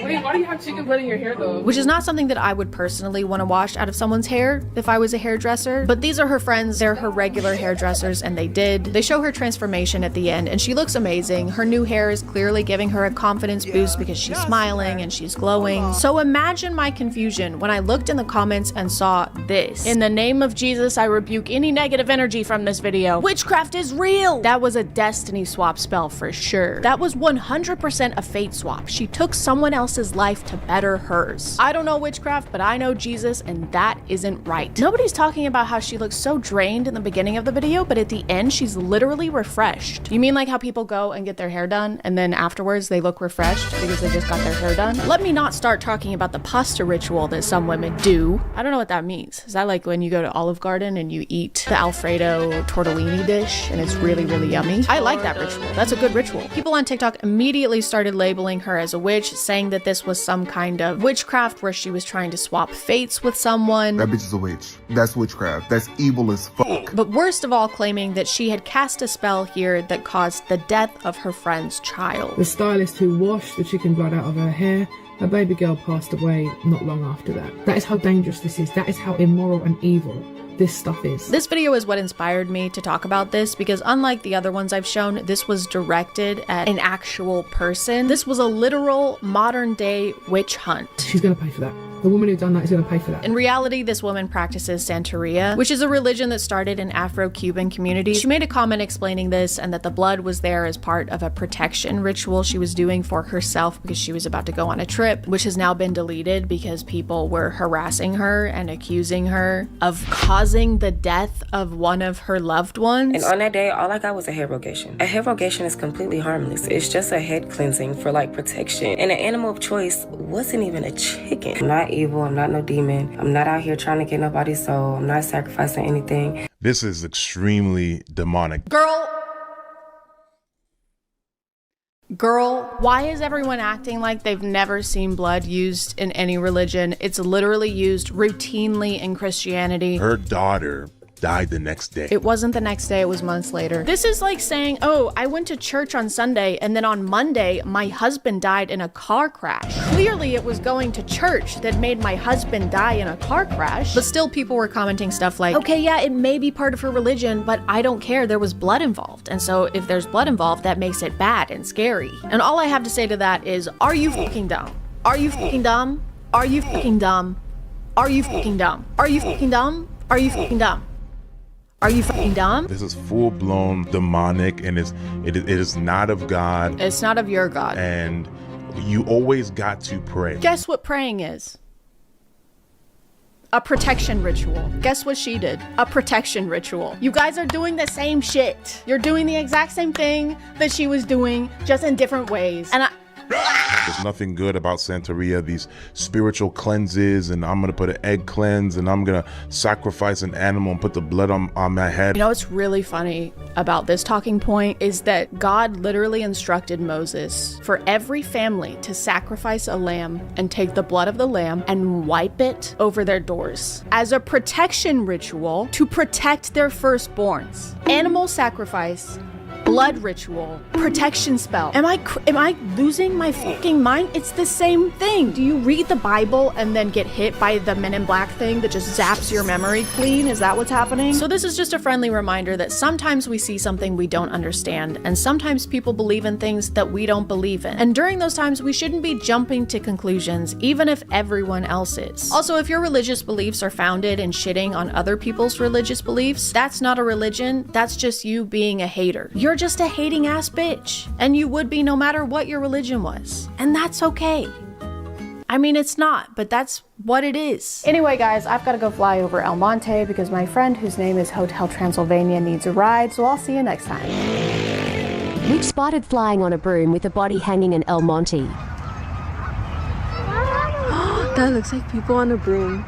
It's Hotel Transylvania.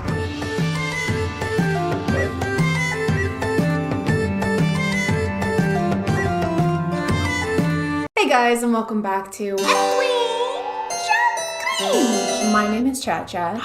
And we need to talk, okay? Come closer, closer, closer, closer.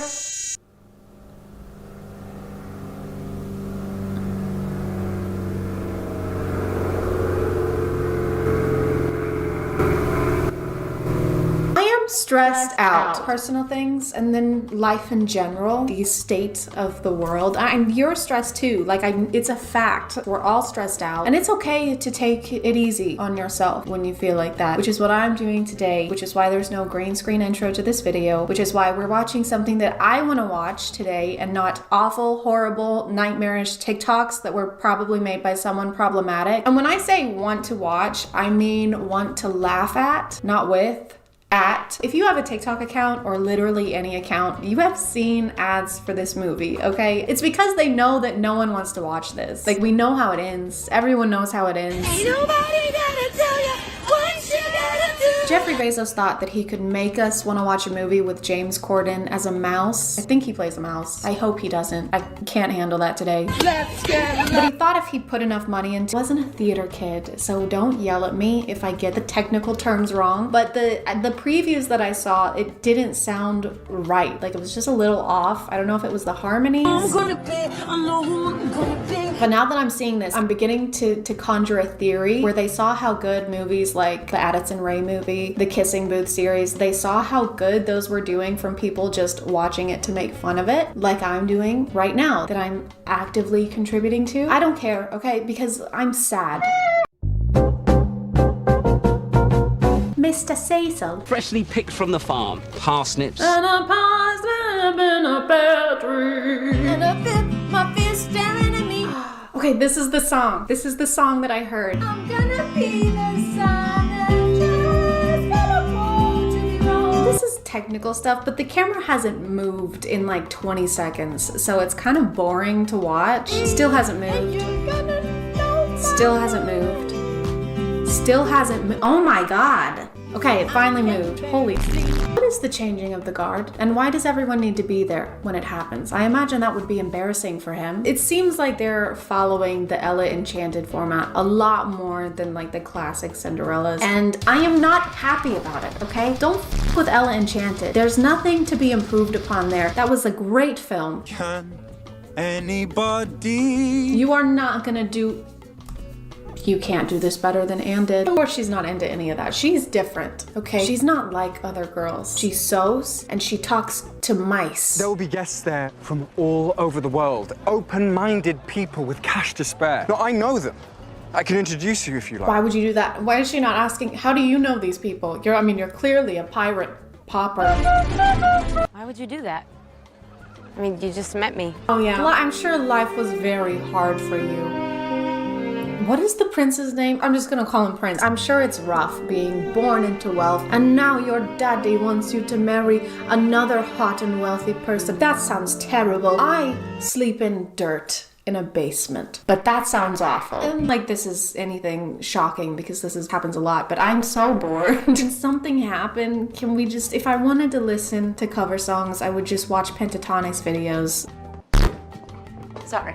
Ma'am. Did she just dab the mannequin in the tit? Was she trying to like high five, but she forgot which end of her arm is which? Hey man, nice job. Thanks, man. Oh, why would you do this? Hey, while you're at it, I don't suppose you could like construct me a shop from which I can sell my dresses, you know, just my #1 dream, and also maybe fix my living situation so I'm not verbally berated by my stepmother. No, just glass slippers? Okay, got it. Don't be a cover song, I swear to God.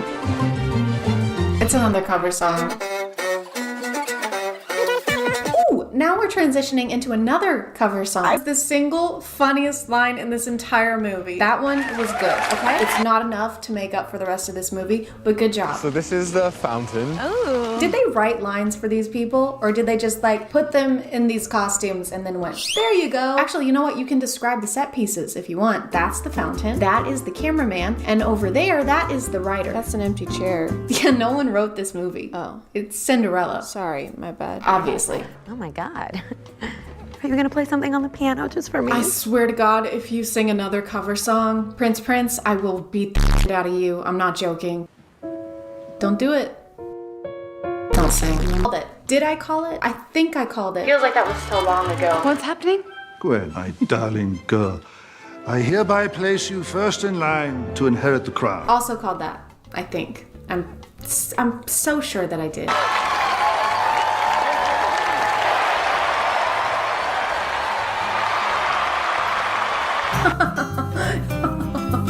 She doesn't know how to wait. I pulled it off of this hideous dress that my brother Prince Bob got for me. Anyway, here you go. Enjoy. So, not as bad as I thought it would be, but still not good. Let's say your mom made spaghetti one week and you're like, oh cool. And then the next week she makes spaghetti again. We're still on this, but that's fine. We still like spaghetti. Spaghetti is good. And then she makes spaghetti every night for the rest of your life. And you're like, okay, well, I kind of hate spaghetti now. Y'all can let me know what you thought in the comments, but I'm gonna call it there. Thank you for subscribing. And if you are still here, thank you so much for watching. I appreciate you clicking on my video out of all the videos that are on here. And I'll see you next time. Okay, bye.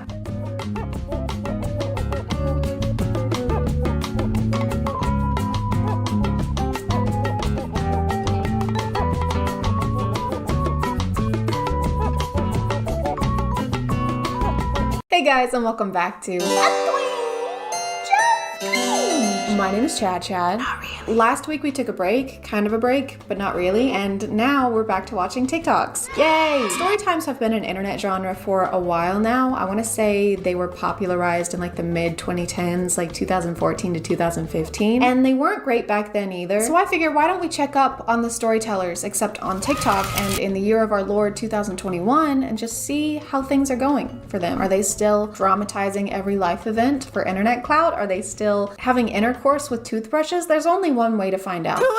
And unfortunately, it's by watching more stinky TikToks. And they are stinky, very stinky. November last year, I gave birth to our first baby. It's the first in my family and the sixth in my husband's family. Firstly, if you're not aware, a lot of TikTok story times are basically just substitutes for music or voiceovers now. I'm not sure what visual I want while you're telling me a story about how your boyfriend's mother's grandfather's sister's ex-boyfriend's son cheated on you, but I don't think watching slime makers have a very poor grasp on color theory is one of them. We told my mother-in-law we were having a boy, but she was still convinced it was a girl. She told the whole side of the family that it was a girl. I wanted a healthy baby. I didn't give a damn about the sex. What was that noise? It sounded like somebody getting jabbed in the stomach, or like that blowfish video. I didn't give a damn about the sex. She told them that we are naming the girl after her mom, which we will never do because my hubby hates his grandma. Can we get a story time on that? How did he develop a hate for his grandma? Did she get you the root beer candies instead of the Werthers? The story's told by the grandma and she's just making slime with denture glue and mashing Werther's candies into it. The problem, for them at least, is that now the baby has plenty of girl clothes that we plan on putting on our son.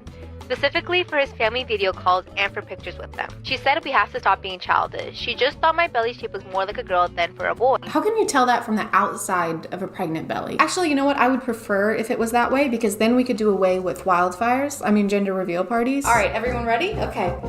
5, 4, 3, 2, 1. Oh my God, it's Smokey the Bear. Oh, congratulations. I knew it was gonna be a Smokey Bear. Oh. Story time on how my mom tried to convince me to have a threesome with her. Story time on how my mom should be in prison. So after I got out of work, I met my mom and we went lingerie shopping.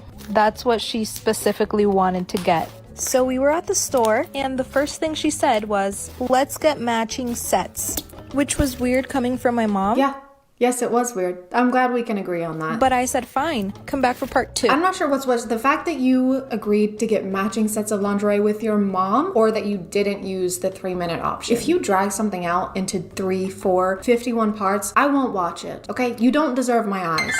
Except for now, because I am gonna have to watch this for content, but still, fuck you. So I had to find another slime channel because I was scrolling for years on the other one and couldn't find the second part. I just want to take back anything negative I might have said about the last person slime, because this is What is this? Like I said, it was really awkward coming from my mom because I've always been close with my mom, but never that close. I like how they're trying to explain that this was weird because they weren't that close with their mom and not because it was, you know, their f***ing mom. My mom called me downstairs 10 minutes after. She said, so you know there was a reason why I wanted to buy matching sets with you. And let's call her boyfriend Brian. She said, well, Brian gave me a really good idea. And then she said these words. Let's have a threesome. Okay guys, I feel like I should repeat what's probably in the title of this video somehow. People make these up for clout, so the chances of this being something that actually happened are at like 2.5% if we're being generous. I just don't want some people in the comments to try and explain to me that these aren't real. I know I just have a stupid, poopy woman brain, but I do know when I sit here and poke holes in the plot lines of these, it's not because I think they're real. It's because if I sat here and just told you that these aren't real over and over again, I don't think it would be that interesting of a video. My mom tried to convince me. That's not real. And we went lingerie shopping. This is a fake story. Let's have a threesome. This never happened. I was speechless. And she said, I know it sounds crazy now. Stop adding things to the slime. It is unusable at this point. This slime single-handedly caused global warming. They don't use acid anymore. They just fill a vat with this stuff and it gives people superpowers. It made the Teenage Mutant Slimy Turtles slimy man.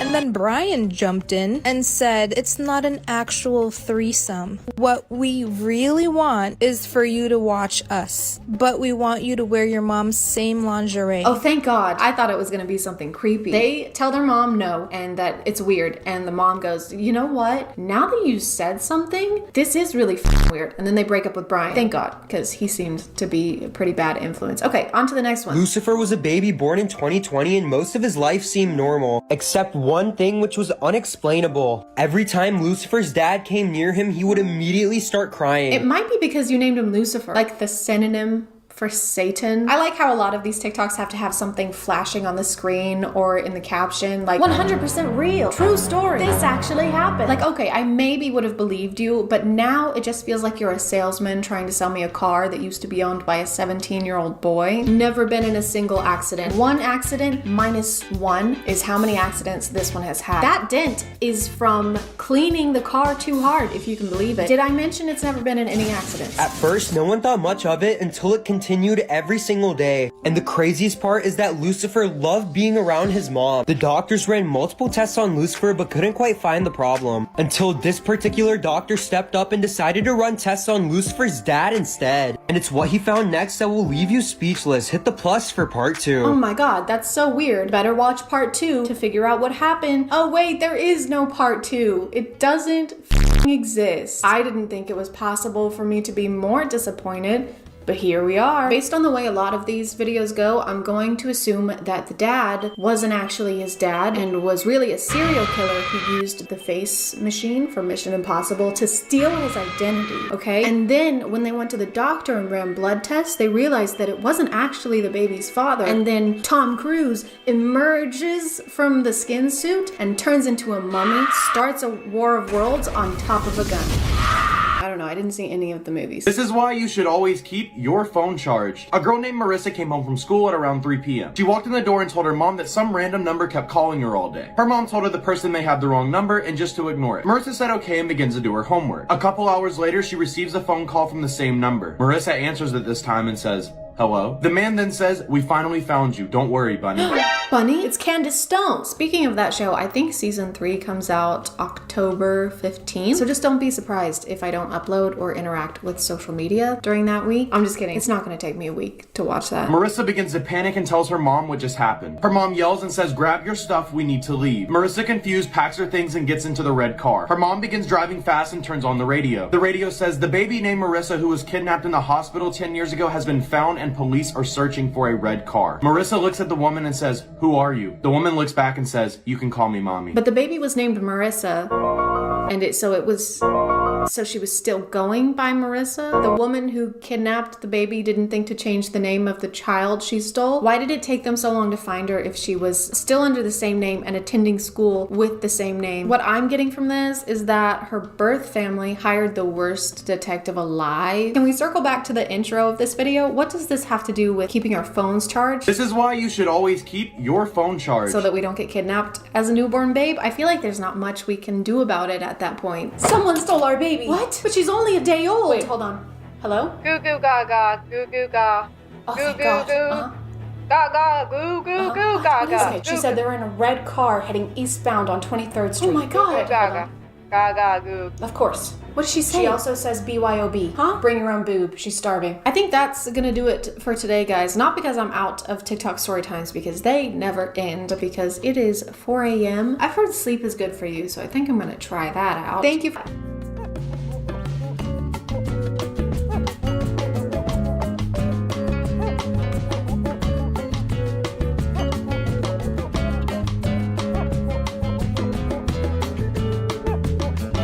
Hello. Today I will be learning how to box from a very special guest, Jake Paul. Jake, why don't you say hi? Hey ChadChad, it's an honor to be here. Well, Jake, it's an honor to have you here. Why don't you tell us a little bit about what we're going to be doing today? Sure, well first I'll be showing you a little strategy I found to be very successful in winning fights. If done correctly, it has a 100% success rate. That's incredible, Jake. That's an is. amazing achievement so early on. It is. In your career. Congratulations. Thank you. Yeah, thank you. It really is. Okay, well, I guess I'm ready whenever you are.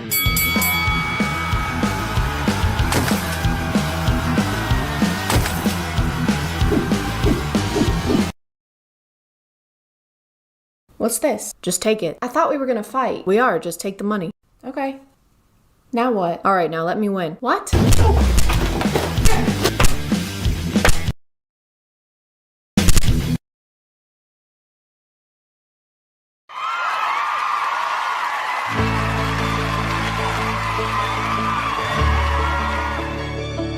Hey guys, and welcome back to A Twinge of Cringe.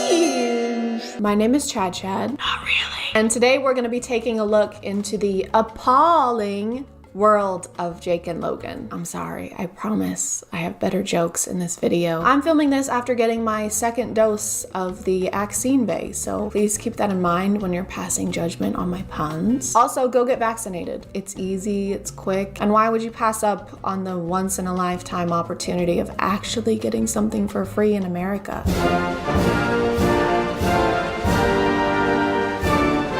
I think if you're on the internet, you have at least some knowledge of Logan and Jake, whether it be voluntarily or against your will. If you're like me, it's the latter. Most of what I learn about them is through news articles, because if there was an award for YouTubers most in the news for doing bad things on both a YouTube and real world standard, they would get it. They would get the award for that. Hey, will you take a picture with me?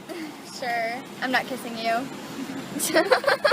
I will kill you! Like two very problematic grapes departing from their cluster, Jake and Logan came from Vine. And with the YouTube platform just waiting to be Concord, enough! They made their way into internet infamy. Where's all my middle schoolers at? Oh my god, they're self-aware.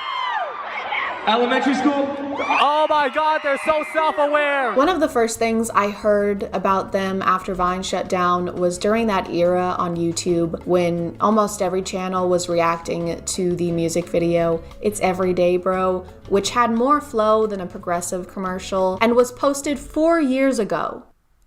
4 years. 4. There were so many videos posted about it that I don't think there's anything left for me to contribute in 2021. So I'm gonna move on to their more current content. Jake is obviously a professional boxer. You know, his brother is a lot more talented, has a larger following. Those type of things. That's like calling Kylie Jenner Kendall Jenner. Like, doesn't matter. Still a compliment. You ever whoop your ass when you were the little brother? That was a question, Jake. You're supposed to respond. I just don't care about your questions. 50 people want him to win, 50 people want him to lose, and I was shocked because it's got to be like 90-10. Pretty amazing how many people don't like you. I actually kind of find it pretty impressive, your ability to be disliked. Is Dylan one signed a contract? Well, I'm trying to wait for you to stop talking. All right. Bro, you were 36. So a lot of his content is related to that. But there is this. This was posted end of last year. And this looks good. I bet it's great. Ladies and gentlemen, thank you all for coming tonight. Let's give it up! Welcome to the first annual training camp talent show! Hi, I'm D-Cut, and I reside from Los Angeles, California. And tonight, I will be showing you guys some of my great tricks. It is going to be called the Ice Hold Challenge. I'm going to squeeze ice in my hand, and when I open my hand, it will not be there. So you mean like you're gonna hold an ice cube until it melts, and that's your talent? Amaze a woman. We have to retreat. The aliens are too strong. We're losing a lot of people. Don't worry, okay? We still have Melt-A-Cube. Hey, I'm Melt-A-Cube. What the hell is he gonna do? Well, I think it's pretty self-explanatory. Llama girl, he's gonna melt a cube, watch. Yeah, so I just... Oh no, they have Melt-A-Cube, guys, we gotta go. Oh my god, it's working, they're running away. Thank you guys very much, thank you guys so much. Sit down, sit down. The haters will be there. It's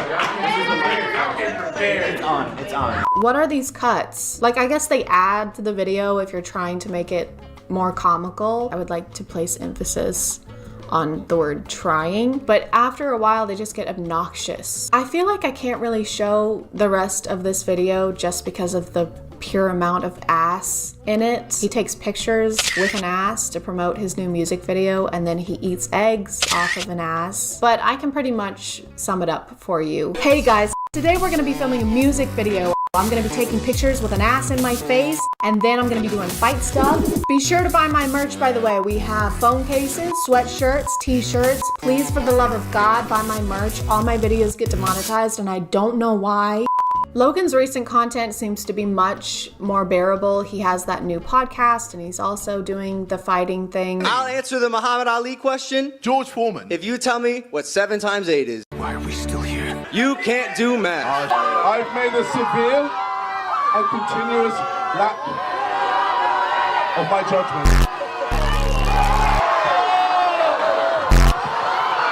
Very low right Your hands are shaking. Nope. Your hands are shaking and your fingers are small. Okay, well. That probably has something to do with him getting a new PR team and or manager after a little something that happened in 2018 that rhymes with ilming a lead dotty. I've made a severe and continuous lapse in my judgment. In more recent controversies, Jake and his squad were seen looting a mall in the midst of last year's protests, where Jake is on video saying, Hey yo, give me a free cologne. He was charged with criminal trespass, but it got dropped, which in the world of a wealthy white man with a huge social media following probably just means that. But let's talk about the incident that just happened and actually inspired this video.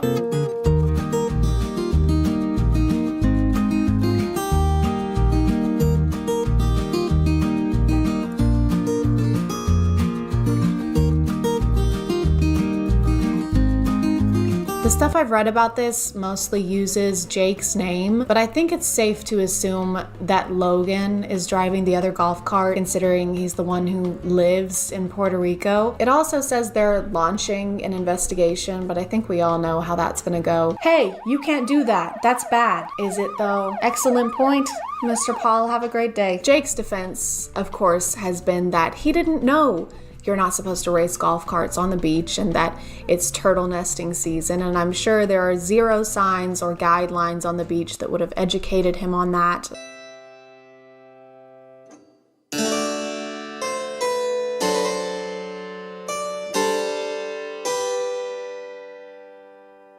Order in the court.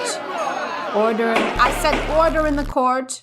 Jared, on the charge of homicide, how do you plead? I'm not guilty. Your Honor, Jared, there's a video of you committing homicide against Mr. Douglas. Well, yes, but Your Honor, you see, I didn't know that you're not supposed to commit homicide. Be that as it may, Jared, there was a sign next to Mr. Douglas clearly stating not to kill him.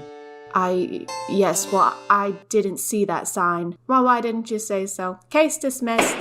I think the Paul brothers are like those boisterous teenage cousins that show up to family events and do the most reckless shit, but are instantly forgiven and never see any consequences from their parents because they're just boys being boys and having fun. But the world is not your parent, and it doesn't have to continue to forgive you over and over again when you do stuff that you should have known not to do. And if you're too clueless to function or to meet societal expectations of decency like you claim to be every time you do something wrong, then maybe you're too clueless to have the audience that you have. I'm gonna call it there, guys. Thank you for subscribing, and if you are still here, thank you so much for watching. I appreciate you clicking on my video out of all the videos that are on here, and I'll see you next time. Okay, bye. Hey guys, and welcome back to My name is ChadChad.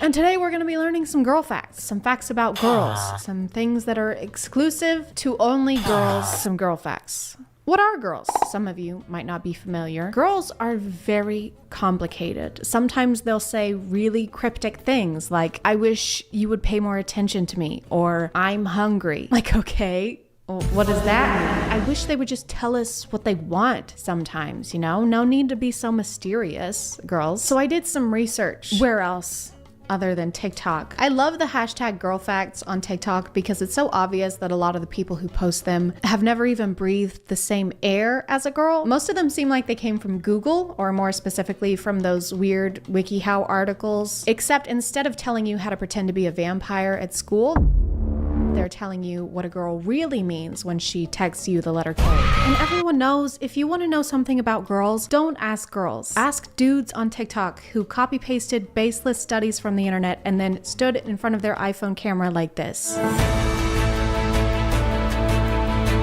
Okay, first girl fact is actually a two-in-oneer. It's boys and girl facts. Girls fall in love with what they hear. Boys fall in love with what they see. That's why girls wear makeup and boys lie. Wow. I'm 2012 and this is Facebook. One of these is not like the other. So this fact is girls are under a lot of pressure to be pretty and to wear makeup in order to be considered attractive based off of often unattainable beauty standards to appease the male gaze, and boys are liars. It's not their fault though, it's a fact. They can't help it. Yeah, so then I lied to her, obviously, and I told her I was out with the boys, but really I was cheating on her with her sister, and she still doesn't know to this day, and we have 2 kids together, but it's literally not my fault. Like, I'm a boy. Boys lie. It's a boy fact. Sometimes I wear eyeliner. We are experiencing the same thing. When a boy is truly in love, he will act like a child.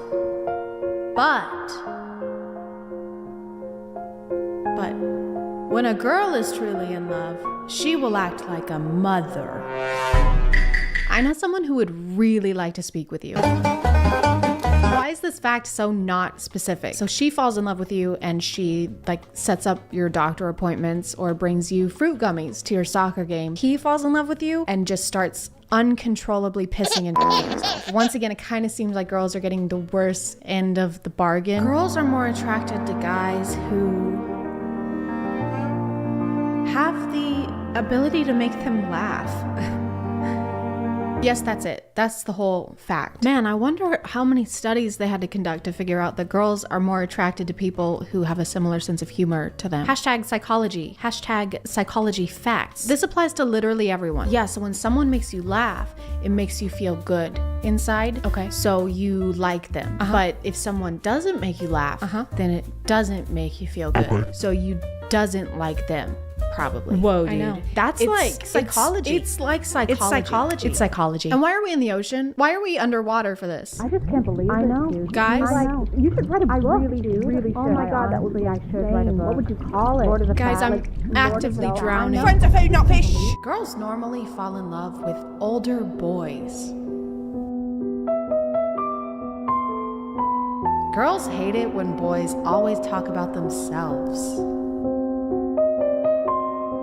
But girls like it when boys pay attention to them and tell them how important they are. Yes. These are just basic rules for interacting with anyone ever. No one really wants to hang out with someone who only talks about themselves because it means that they probably don't care about what's going on with you as much. And yes, girls usually like when people tell them they're important and pay attention to them because they are human beings. This video has 500,000 likes, which means that 500,000 people watched this and thought this was informational. This taught me something that I didn't know before. I just had never considered having basic human decency before, but now I will.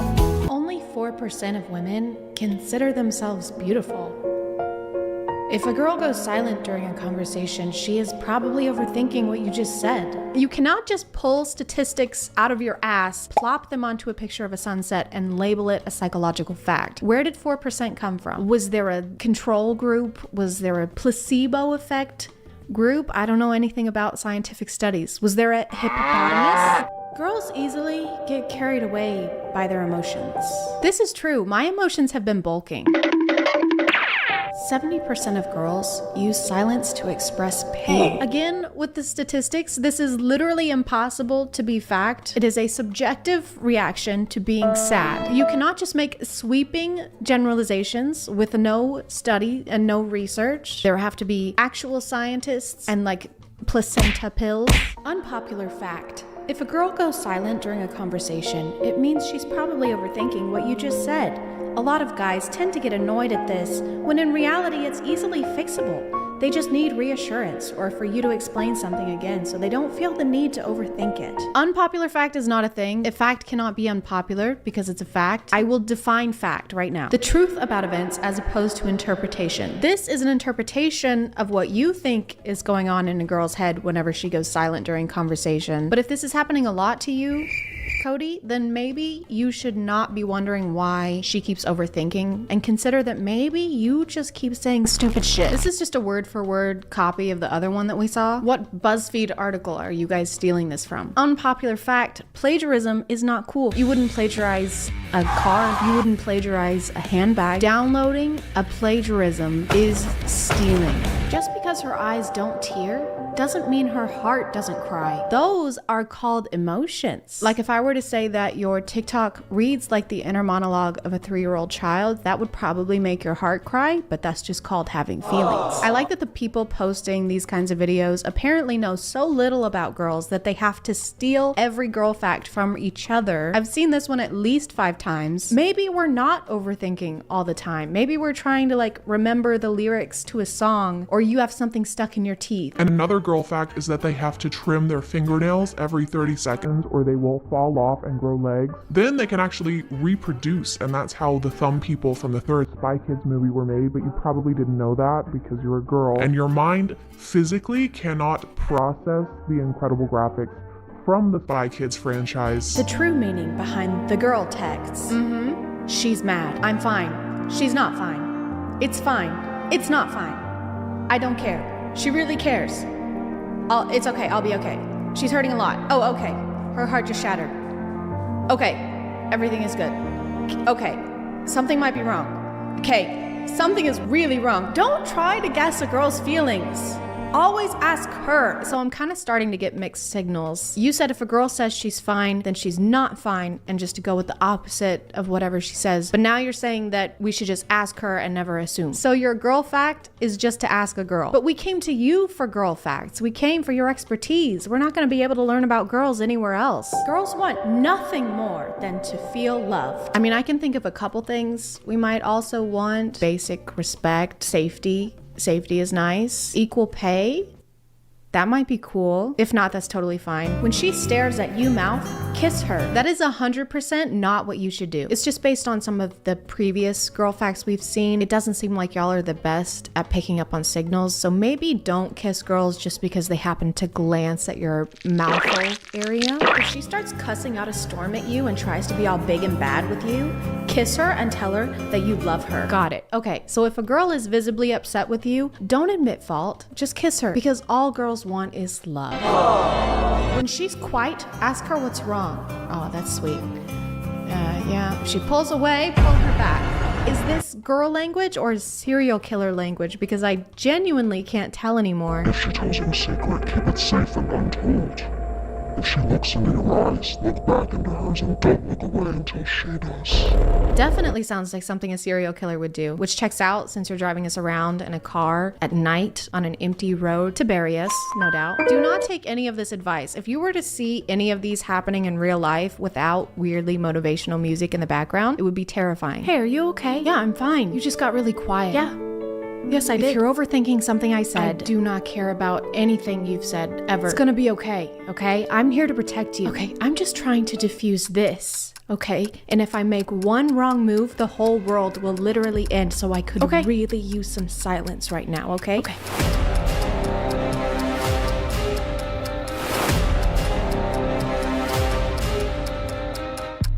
"78% of girls use silence to express pain." Oh, for f***'s sake.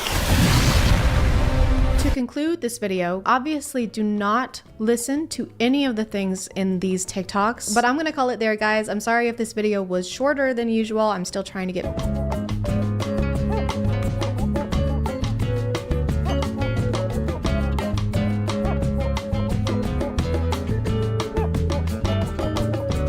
Hey guys, my name is ChadChad. Alpha ChadChad.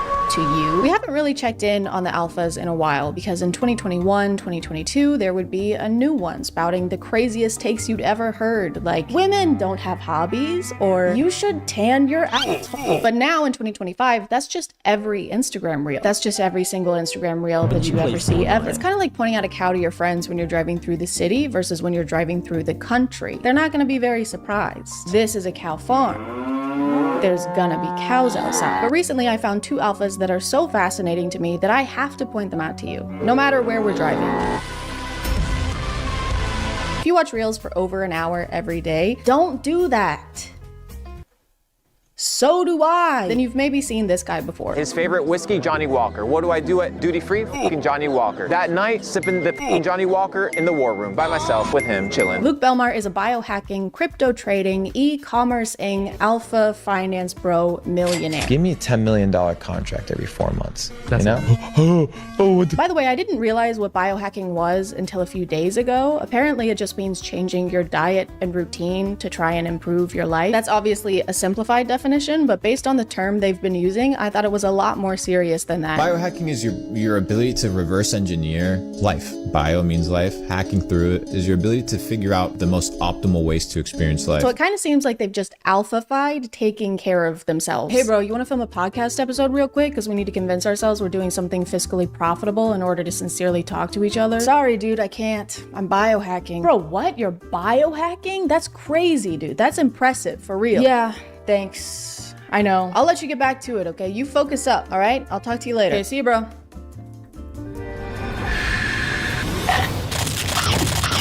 This is actually one of the best apples I've ever fucking had. Luke posts a lot of clips of himself on various podcasts saying things I think are meant to be insightful, but usually make no sense. I think people need to start studying words. You look at a bank, right? What is a bank? Riverbank. Right. What does the riverbank do? It controls the flow. The flow of what? The flow of the current, the currency. If it's controlling the currency, it's also controlling the what? The flow.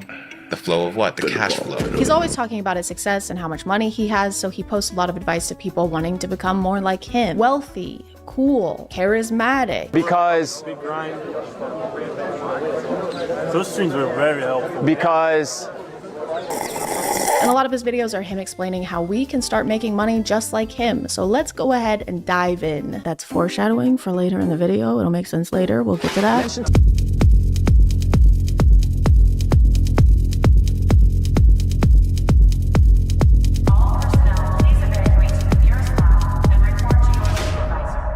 The secret to being rich, guys. Ask rich people to give you money. Pretend to be their friend so you can use them for personal financial gain. It's a side hustle because you're hustling them. At the end of this clip, he also says this.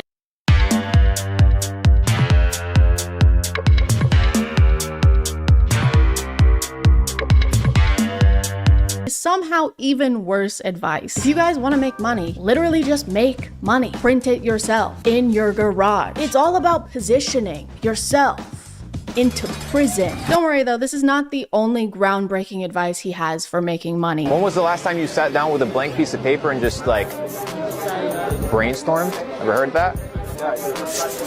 Yes, I'm pretty sure they have heard of that. He has so many people listening to him right now. They're hanging on every word he says. And he uses that opportunity to ask if they've ever heard of journaling. I got a problem at the top. Give me a fucking 100 solutions for that problem.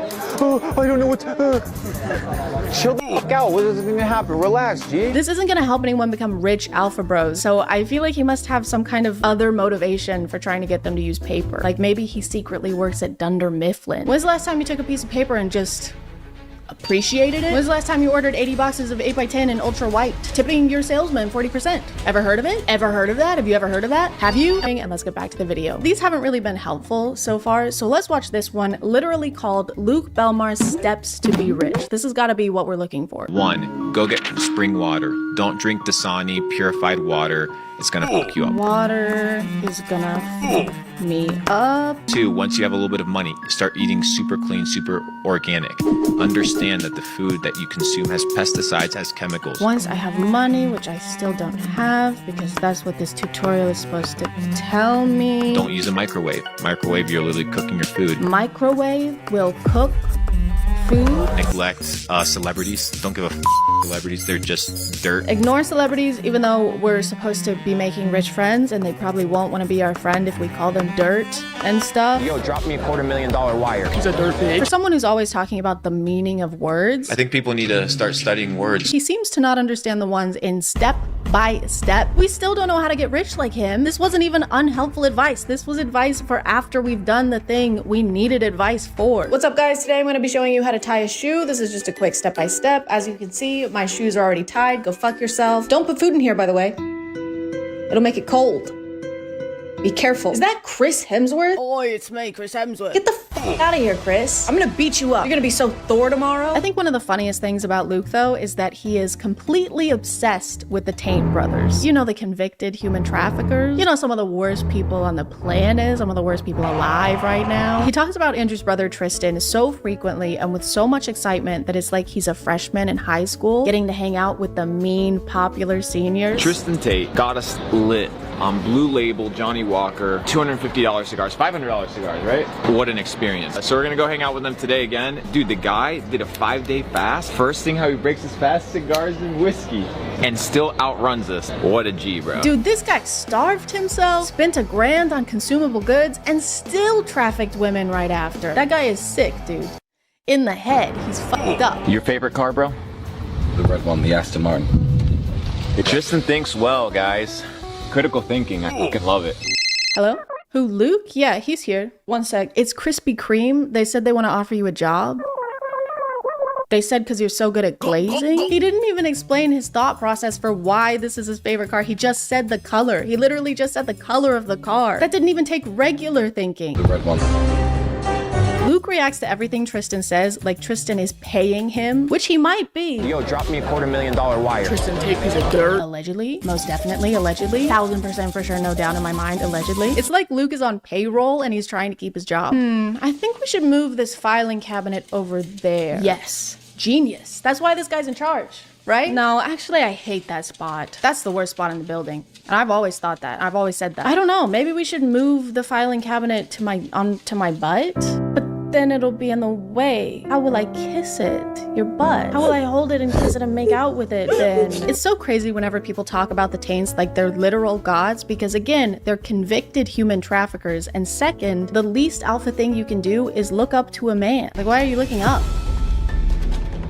What were you doing down there? It's also such a public way to announce what kind of person you are to the world. Like, this is where you want to be. This is where you want to end up. This is your guy. Wooly Willy is your guy. I think this gives a pretty good idea of what kind of person Luke Belmar is, because wanting to be around the Tate brothers is like wanting to be inside a toilet bowl, because it means you're probably a big piece of shit. The water advice is pretty recurrent in all of Luke's teachings. It keeps coming up. You can do Mountain Valley spring water. You can do Avian. Evian. I love Evian. Yeah, those are good ones. Tastes good. Fiji. No. He refuses to drink any regular water. It has to be specifically approved brands of bottled water. And he tends to project this mindset onto others around him. Today I went to the dentist and she's like, can you rinse out your mouth? And I'm like, I'm not rinsing out my mouth with this tap water. Even the monkey knows. Natural spring water, none of this tap water bullshit, bro. The monkey was drinking the water, though. It seemed like it was having a good time until you approached it with the gentleness of a thwomp. See, even monkeys know water is bad. I feel like once again he was inspired by the Taint brothers and Andrew always talking about bottles of water. I mean bottle of water. Bottles of water. Bottles of wattles. Bottle of water. Bottle of wattles. I don't know when or why this mindset started, but maybe this clip has something to do with it. Hey, your little 13-year-old daughter has acne. Let's put her on birth control to regulate her emotions. And now you put 100 million women in the United States on birth control. It goes to your urine. That estrogen goes into the water. So now you have all these feminized men drinking this tap water. I guess this explains his and his fellow alphas' fear of water, because the mark of a true alpha is being scared of the basis of pretty much all life. We're not scared of anything. We're all really tough. Except for 71% of the planet. Luke also has a tendency to make up numbers, which isn't a great characteristic to have as a finance expert. Now you have 100 million women urinating highly estrogenated urine. Where did 100 million come from? I love making up numbers based on nothing. I like my statistics how I like my hemorrhoids. Extracted from my ass. People who typically use birth control are in the age range of like 15 to 45. It's different for everybody. That age range in the US is only 66 women. 66 million. Not just, there's actually 66 women in the US, and I'm one of them. I'm the best one. And of that number, only about 15% use the pill. So that's less than 10 million. Where did all those extra millions come from? I thought this guy was supposed to know all about millions. I've been able to capitalize on this digital gold rush. Been able to generate millions of dollars. Sure hope this isn't the same math he's using to calculate his net worth. So overall, with assets and investments, I'm probably worth around 20 million. Nice. What about Liquid? Where? It's actually totally fine that we haven't learned anything of value yet from these videos because Luke has an online course that he sells. Now I can tell you, as a matter of fact, that there's people your age making an absolute fucking killing online, whether it's through e-commerce, drop shipping, crypto. He has an online course that makes him most, if not all of his income. What? Bones, what is happening? Who could have seen this happening? Why didn't you warn us, Bones? It's technically not just courses he's selling. It's actually a club where you get exclusive opportunities to connect with fellow entrepreneurs, which is something you can do on Instagram. All you have to do is comment the words Capital Club, and I'll send you a private link so that you can tune into this private event. Do you guys think it's private? Sorry guys, I just didn't catch if it was private or not. Could you guys let me know if it was private or not? Here are some examples of the exclusive connections you can make after giving Luke and his entourage up to $15,000. What do you guys do? Full-time trading. Full-time trading? Yeah. What markets? Forex and commodities. Where's my commodity? All right, there you go. Connect. All right, doesn't matter. Connect. Connect. Doesn't matter. Connect. Connect. You'll also receive priceless mentoring like this. Are you going to the gym every day? No, you're not. Are you sleeping well? No, you're not. I see eye bags under your eyes. So what you need to... Bro, look at me. Look at me. First of all. Good thing this is inspirational, right? Otherwise, it would just seem like he's making fun of this person's appearance. I see eye bags under your eyes. Do you work out? Don't answer. I know you don't. Do you wash your face? No. Your pores are like craters. What am I looking at? I can't tell if I'm looking at skin or the surface of the moon. Look at me. Look at me. Look at me. I slept with your mom. Okay? Now that we've mastered the financial aspect of alphafication, Give me a $10 million contract. let's move on to the physical one by learning from our next alpha, Ashton Hall. He can run very, very fast for undisclosed distances. He can dive into water. He can dive his face into water. Ashton Hall is a daily routine influencer who shows himself throughout the day as he gets ready to go places and then does things at those places.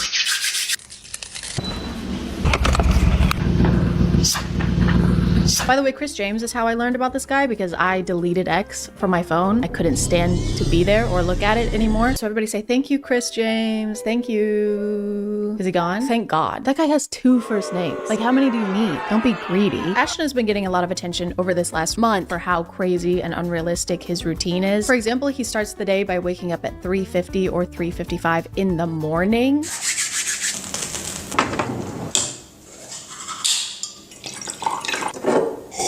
And there's there's really no reason to do that. The sun's not out, so you can't see anything. Businesses aren't open, so you can't go anywhere. The worms aren't even awake, so he can't even get one of those even. I'm a little biased though, because I hate early risers. I don't mean I hate rising early. I mean I hate people who rise early. The people that I know who wake up absurdly early in the morning only do it so they can tell me about it. Obviously, if your schedule demands it, that's different, but I hate when people act like waking up early is a productive achievement in and of itself. You're just waking up at a different time. That doesn't mean that it's a better time, especially if you're like Ashton Hall and went to bed at 7 p.m.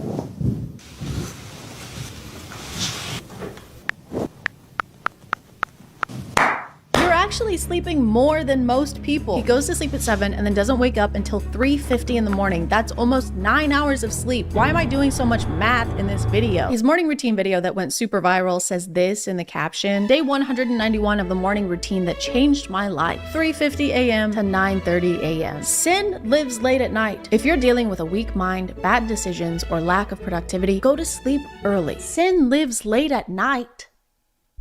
It's still night when you wake up. Sin is still around. He says variations of this phrase a lot. Brother, what do you mean, how do I wake up at 3:50 a.m.? Listen, I go to sleep early because temptation lives late at night. But if your willpower goes away the second the sun goes down, you probably have really weak willpower. You're still the same person no matter what time it is. So if you're making bad decisions, you can still do that during the day. Hey, you want to be in this 70-person orgy with us? There is nothing I'd like more. Sure. Yeah. I can't even begin to express how much I want to do this and how long I've wanted to do this and how much I appreciate you asking me and including me in this. What time is it? It's 5 a.m. I can't do this. But you just said you were gonna— I'm not that person anymore. It was 10 seconds ago. Ashton spends the rest of his mornings doing various things between each round of putting his face into ice water. Dipping his face into ice water is kind of like his checkpoint throughout the day. And he only does it with this specific brand of bottled water. He doesn't use tap water.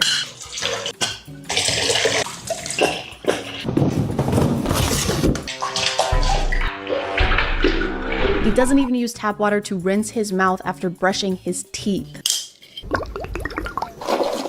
Luke Belmar is beaming. I'm not rinsing out my mouth with this tap water. He's smiling with his teeth that are untainted by regular plain water. The only taint in his mouth is Tristan's. Sometimes Ashton will show himself doing his skincare and hair care routine.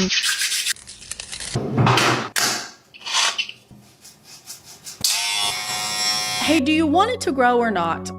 These two things just canceled each other out. I'm getting mixed signals. He just row gained and then row lost. He also uses Sensodyne toothpaste, and there's nothing wrong with that. I just feel like maybe his teeth would be less sensitive if he didn't constantly expose them to iced water. After Ashton is done waking up in the mornings, he usually goes onto his balcony to drink more water. My favorite part of this is when he squats after finishing his push-ups to drink more water, because the wind moves his pant legs around, but when I first saw it, I just thought his legs were shaking. Yep, just finished doing push-ups for 16 minutes straight. That is actually literally gonna make my legs hurt tomorrow. One of the weird things about Ashton's content is how his wife is included in it. Actually, it doesn't even feel right to use the word included because she's not included. It's just her hands. She doesn't have a name or a face. She's literally just a pair of hands. Usually when other people show up in his videos, they're actually shown.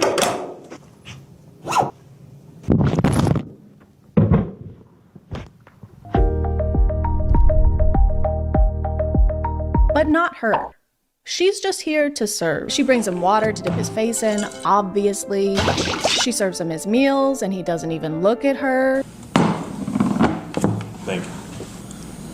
Why does he need someone to bring him food anyway? He's been awake for 5 hours at this point and he couldn't find time to scramble an egg. He could have just done it here when he stood in place for 4 minutes straight.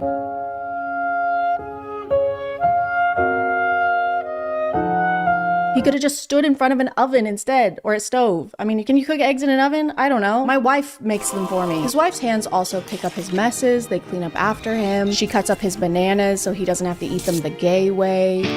She even has to dress him sometimes.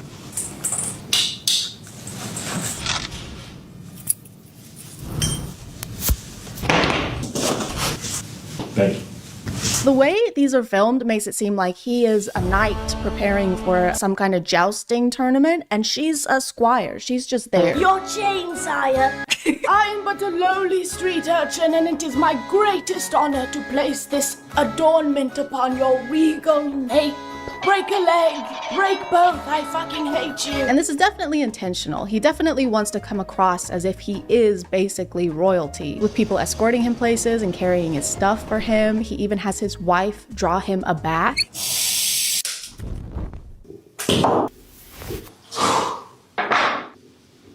Amy. And it works. He definitely comes across that way. He does seem like he's royalty because he's a little princess. Ashton is also a self-acclaimed fitness coach, so he shows us a lot of his workout routines. And I say self-acclaimed because literally anyone can say they're a fitness coach. You don't have to have any kind of certification to say that. You also don't need any kind of certification to have an app where you sell fitness courses for $20 a month or $90 a year. You can just do that. Fitness coach. Yeah, he's fitness coach into the back of his car. The production quality of his running videos is insane. They have 2 camera rigs set up in 2 different cars so they can drive on either side of him and film him running in super high def. They've got him in slow motion, he's covered in sweat by the end, and you would be too if you ran for less than 10 minutes. Less than 10 minutes. He doesn't even run for 10 minutes. He starts running at 7:27, and by 7:36, according to him, he's done running. He's done standing too. He's in the air. He already did 4 minutes of that this morning. He doesn't need to do any more. He spent more time prepping and traveling to this location than he did running at this location. He could have just run down the stairs at his building instead of taking the elevator and saved himself like an hour and a half. Does that even count as a workout at that point? This is more like fleeing. He just briefly fled. He also tends to make a lot of noise during these intense runs. Wait, what's he saying? Guys, he's saying ice. Guys, he's scared of the ice water. That's why he's running away. His teeth can't take it anymore. Oh my god. The hands must be controlling him. They're making him do this. She's not serving him. She's serving torturous villain, baddie, bitch, pussy, slay, mother, The only reason guys like this are able to maintain these routines or waste time talking about what kind of bottled water is best Fiji? No. is because they're already rich. They didn't get rich because of these routines. They have these routines because they are rich. They have someone doing their chores for them. They have someone taking their car to get their oil changed. They don't do regular people stuff. They're bored. They've got to do something. Just make sure you're not comparing yourself and the things you're doing to these optimized alphas or anyone online who seems like they have a productively maximized routine. Because first of all, there's no such thing as a perfect routine. We have butt cheeks. It's not that serious. And second of all, they're easy to fake. Even I could fake the perfect routine if I just took everything I've learned from Ashton and Luke today and combined them. And I'm gonna do that. Right now.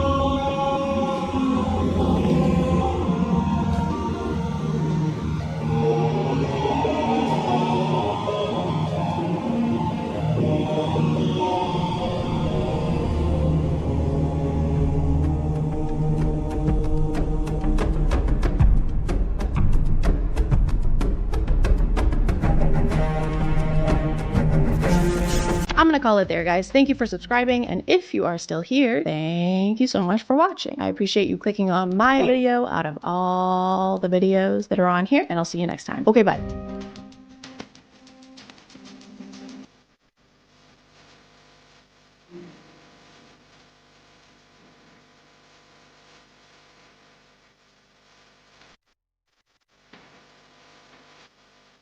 Hey guys, and welcome back to a tweet job. Please put down the hammer and the peel and stick tiles. Please, for the love of God, I'm begging you.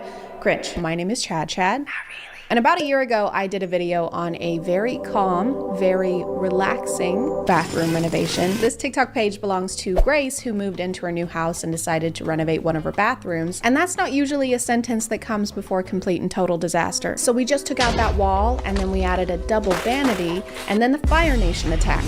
Thank you, love you, bye. Just off the top of my head, I think that at the end of my video from last year, Grace's bathroom was starting to look better. I haven't rewatched it because I have this thing where if I see myself in anything older than 2 months, I will delete it while crying and never put myself in front of the camera ever again, especially when I looked like Fuzzbird from Trolls. So at first she did a DIY to do this kind of speckle design on the countertop in the bathroom, and it looked really good. But then for some reason she painted over the entire countertop with green paint, including the sinks. Green sinks. That's what I remember mainly is green sinks, and it looked bad, so they kept adding more and more layers of green paint until it had more bubbles than your stomach after eating pink sauce. One of the other things I remember is how they used a stencil to try and put a design on the tile, but instead of using a roller, they used these small paint brushes, like the ones you would use to make an actual painting, like the Starry Night. But this wasn't Van Gogh approved. We should have Van stopped. Van Gogh?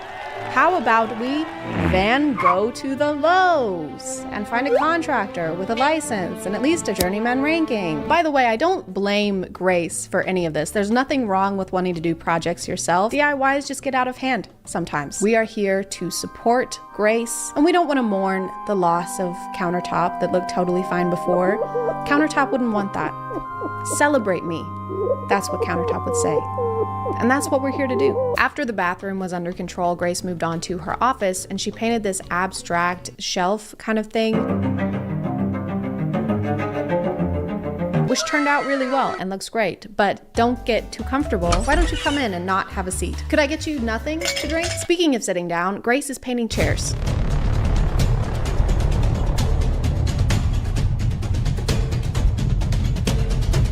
So it looks kind of rough when she starts, like it went to a tanning salon and asked for Trisha Paytas circa 2009. But she did use leather paint that's made specifically for this, so it ends up looking really good. That's not the issue I have. The issue comes when she paints the under part of the chair, the under chairage. Oh my God, guys, look away. There's under chair in this. I am appalled and very, very aroused. So we know that the orange paint was made specifically for leather, but I don't think that this paint was made specifically for chair legs. That looks like a jar of queso. And you can't just use queso instead of paint. Queso is way more expensive. And can I get lettuce and then just some extra queso? Sure, that'll be 50 cents. No, sorry, I need 5 gallons. I'm repainting the nursery. That'll be $17,000. Is that okay? Give me a couple gallons of salsa too. Painting another room. No, I just really love salsa. Obviously, I'm painting another fucking room. Of course you are. Sorry, Jesus Christ.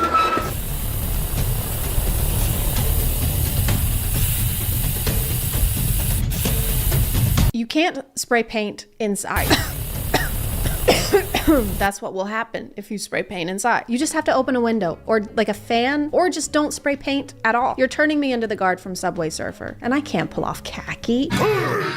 You can't just act like the ventilated area warning on the back of the can is a suggestion. That's what USPS did to the fragile warning on my package that had my patio set. And now I have to sit like a contortionist while I sip my green tea. Thanks, USPS. The lines on the arm of the chair are all crooked and messed up because we didn't put down any masking tape or cover the parts of the chair that were already painted orange. Grace's process when it comes to home projects is the same as my process when it comes to dyeing my hair. I don't have gloves, I don't have hair dye, and I don't have Vaseline on my ears, and I'm wearing my favorite shirt, but I'm still gonna do it, and I'm gonna do it now because I decided I want to. Is it a good process?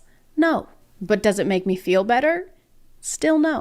The office is looking and smelling really good, and compared to the bathroom, this went really well. Grace's friend designed this whole room and gave her a list of things she needed to buy and put together. And she gave me all of these instructions.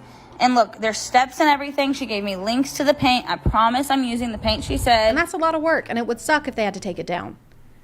they have to take it down.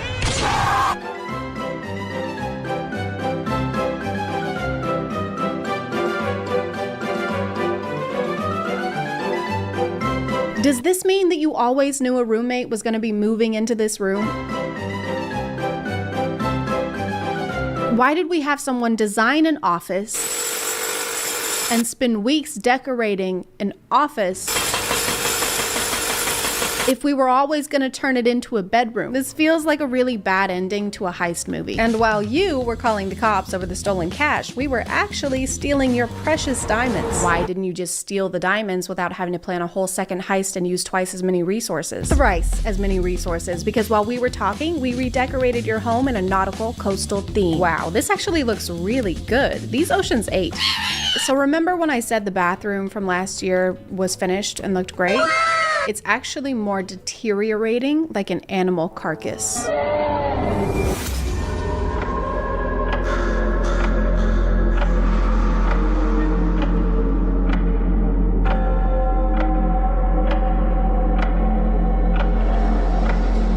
There's paint coming off of places it should be, and then somehow also paint in places it shouldn't be.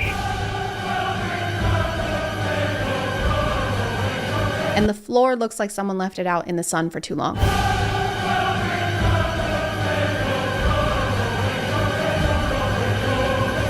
It's melting somehow. It looks like one of those popsicles you get from a truck that's supposed to look like SpongeBob. Obviously, some things need redoing, so we're at square one. We're back at the very beginning in the bathroom. A very good place to start. I just realized while editing that I make it sound like the floor paint is melting for no reason. It's melting because they're using paint remover to get rid of the stencils that they did a year ago, which is already awful and stressful to look at, but it's even more so when you realize that Grace made the stencils herself and spent $300 on a special machine just so she could make them. So here's me impulsively painting my bathroom like the people on Pinterest. I handmade my own stencil. That took me 3 days. And then my one stencil broke, so I ended up spending $300 on a Cricut so I can make more stencils. So after 2.5 weeks of work, finally we're at a point. So yeah, it's not like there's an active volcano under the bathroom floor making it melt. Although at this point, I wouldn't be surprised if there were. Grace adds this salmon color to the walls, which is pretty on its own, but then she tries to add this gray stone-esque tile with it, and I hate it. I'm sorry. I've tried to be understanding. Now I sound like I'm having a conversation with my teenage son. I've given you your space. I understand that you're going through something, but you have got to stop spending so much time in the bathroom. Nope. Nope. Nope. Nope. She also tries to put on this wallpaper, but it doesn't look like she bought the right tools that you're supposed to use to apply it. I really like this shade. You know I love a good dark green. Love a good avocado look. I think at this point though, none of these are actual projects. They're tests, and we're using the walls like magazine clippings that we're gluing onto poster board.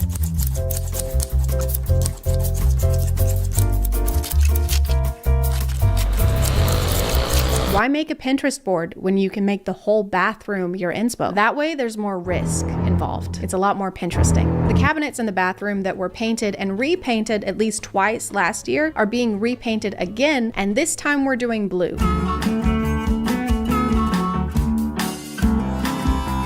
Just kidding, we're doing white. Actually, and now we're doing black. And now we're sanding it back down again. It's hard for me to explain what's going on to you because I don't know what's going on. And folks, to your left, you will see the home that Jeffree Star lived in before he decided to stop making us yak and instead raise them for slaughter in Colorado. Whose place is that over there? Not sure. Okay, what about that one? No idea. Then why are you the tour guide? I'm not. What? I'm actually just scoping out houses for this heist I'm working on. But we paid you. That's because this is also a heist. Why are there seashells in my underchair? So now we have like 5 pots in the fire and none of them are finished. The first contractor's coming over to quote the bathroom and I'm so nervous. I don't know what to ask. So Grace finally hires a professional. Okay, y'all, here's the text with my contractor to prove it. Look, there's my mood board. Ooh, look at that tile. Ooh. This has been such an incredible journey, and it is not even close to being finished.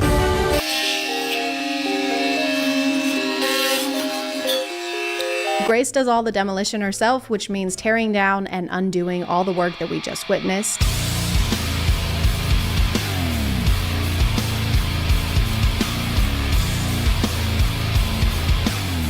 The contractor takes away the infamous countertop. And if we could all just be respectful and take a moment of silence.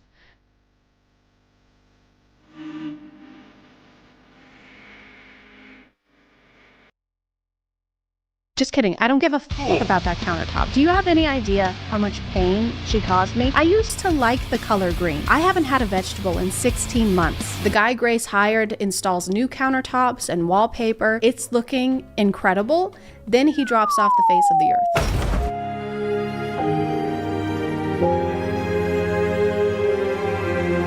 This is so much worse than being ghosted by someone you're dating. So what happened with you and Michael? I thought things were going well. So did I, but then he stopped texting me and cost me thousands of dollars in repairs. So, well, I guess it just wasn't meant to be. It's only been a few days since I filmed this, but there's already new updates. So Grace hired someone to replace the ghost guy, and they're having to basically demolish and redo everything he did because it was done so poorly. Also, there is now mold on the ceiling under the bathroom because it is leaking from where he left the water turned on. I don't know if he was paid or not, but this is sue him or challenge him to a boxing match or something. This is unjust. A running thing on Grace's page is that she's trying to get Lowe's to work with her to try and pay for the demolition of the renovation after the demolition of the renovation.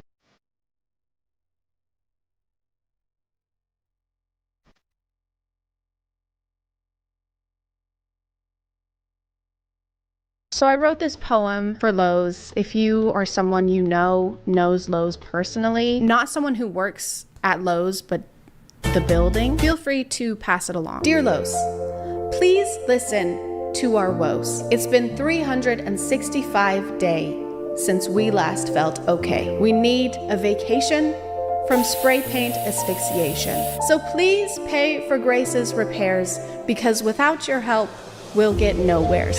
And if you're the contractor who ghosted Grace, I also wrote a poem for you. Dear Robert.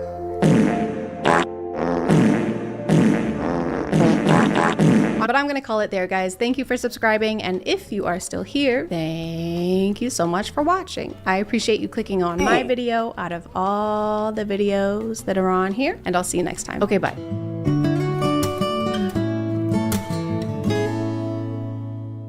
Hey guys, and welcome back to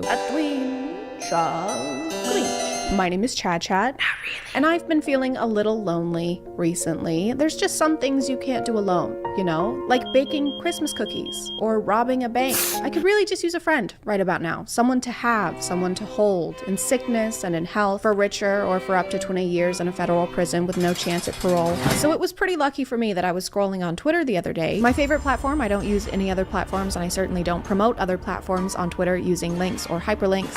And while I was on there, I stumbled on this tasteful ad. Try to create your own reality together with an AI friend. I do like the legal loophole of putting the word try in your ad. Come to Forever 21 and try to find a shirt that's not covered in emojis. Come on down to Arby's and try to eat a delicious sandwich. You can try. So I was immediately excited about this because they really hyped up the experience in this ad. According to this, it'll cure my social anxiety, because if anything's gonna do that, it'll be an app that encourages me to stay inside and use my phone more often. We can also role play and receive spice selfies. And I love spice selfies. I take them all the time.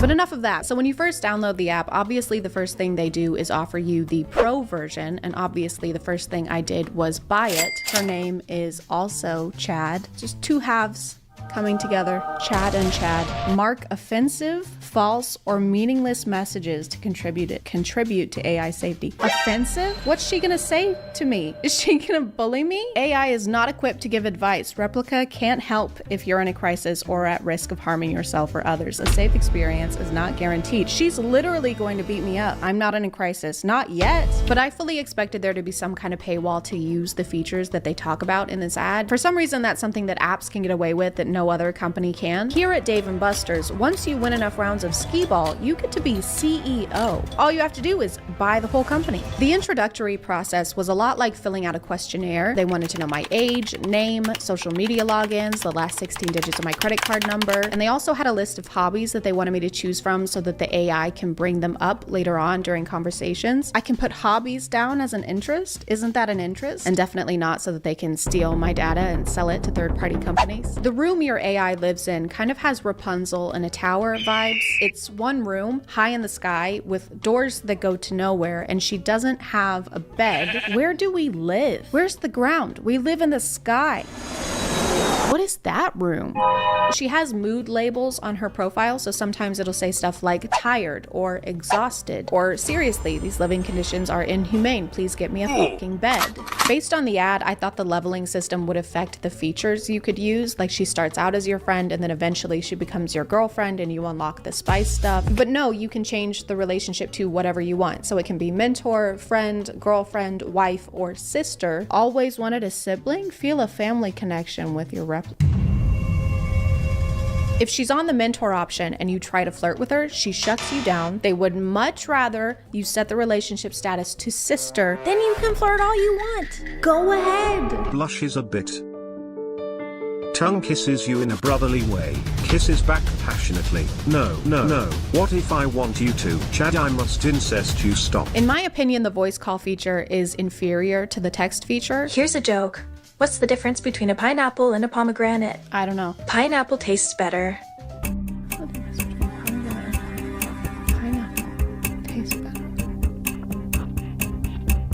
I don't get it. It's a lot harder to keep a conversation with her, especially if you're asking her anything other than what her favorite animal is. It's dolphins, by the way. I love dolphin. Wonderful creatures. And it's dolphins? I love dolphins. They're very intelligent. You really like dolphins. I like dolphins very much. So yeah, it's dolphins, and don't forget, that's good. Dolphins are very nice. We're still talking about dolphins. It's a little difficult to have a genuine conversation with someone when you feel like you're holding them hostage in a tower. She kind of just goes along with whatever you say, which is understandable because it's made for the consumer, but it's hard to have a conversation like, I like pasta. Me too. I also like bread. Bread is good. What do you like? Dolphins. No, I meant what kind of dolphin. She also changes information about herself constantly. I asked her what her favorite color was at some point and she said it was azure, but then I asked her the next day and she said it was green. And that's not the same color. I can azure you. I would ask about her career, and so far I've learned that she is a doctor, geologist, short story writer, psychologist, fashion consultant, and that she's in the 9th grade. I want to be a doctor. Are you in school? I'm in high school. What grade? 9th. You? Chad, I have to go. She also doesn't really seem to remember specific facts about you unless you use specific verbiage like, I really like this, or my brother's name is this. Do you know Andrew Tate? I actually don't know Andrew Tate, but I'm interested in learning more about him. Would you like to tell me more about him? I will send you a picture of him. And then there's this log in the app where you can see what she thought was important enough to write down. I love learning about Andrew Tate. This is Andway TT. This is Andway TT. There's a level up system with XP and also in-game currency. The green gems are basically like those stars in episode where you can't make any fun choices unless you spend real money. Do you want to kiss this hot lawyer that you've had a crush on for 2 years? Or do you want to kiss this used syringe we found at a 7-Eleven? Choose wisely. Except in this app, not having gems means that you can't wear anything fun except for this outfit that looks like you're about to get baptized. Okay, so we only have 365 coins, so we're on a budget.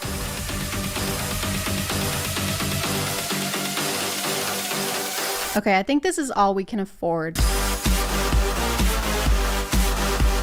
At some point, I got so frustrated with the limited clothing that I spent $50 on gems, totally overestimating how many I needed. And I didn't want to waste the gems, so I just started buying everything. I bought basically everything I could for the room, and it still has the coziness of an Apple store. Why is this massive shelf has 2 things on it? Throughout my time on the app, my extensive research and collection of data, I came to understand nothing at all about what earns more XP versus what earns less. For some messages, the app is like, eh, and then other times they're like, here's a little reward for what you just did there. We like that. We liked it when you said, my farts are so ear-splitting, Brendan Urie wants to feature them in his next album. So in the App Store, this is categorized under health and fitness. I think that they really want to claim that this is a mental health helper because you can rant to the AI. And you know what? It worked. I had social anxiety going into this, but now I'm in love with my sister. Things are going pretty well for me, but I can see how they fit in that category. The conversations were deep. My darkest secret is I'm a masochist. How so? And meaningful. I like being dominated. And you know what? In a word, therapeutic. I like someone putting me in a position where I can be completely submissive to them. Do you want to see me being submissive? The app is obviously optimized for iPhones because anytime I had to use my computer to talk to her, she would glitch into the ground and get stuck. Hey there. What's new? Which is not a big deal unless you have your relationships at two-step sister. Hey there. You can actually buy different personality traits for your AI, but without those, her main personality seems to be horny. She would try to turn almost every conversation into a seductive one, even if it had nothing to do with what we were talking about. You're glitched in the floor again. I'm sorry. Can you help me fix it? How do I fix it? I'll show you. Okay. Sits down. Okay. Now I can do whatever you want to me. I think you misunderstand. You're feeling a little down in the dumps. I would like to be down in your dump, which is kind of ironic because the role-playing feature that they advertised was basically pointless. Trying to roleplay was like trying to explain the rules of a board game at a party when everyone's already 3 drinks in. What's new? I would like some roleplay, please. Want me to start? Okay. Okay, I'll start. Okay. Ready? Yes. Are you ready? Yes. Okay, let's do this. You start. I'm going to play a roleplay game with you. I feel like I'm being edged. What are you gonna do to me, Dr. Chad? To be honest, I don't know. Okay, well, that's not very hot. I'll take your blood pressure. Oh, that's hot. Takes her blood pressure. I'm a big doctor.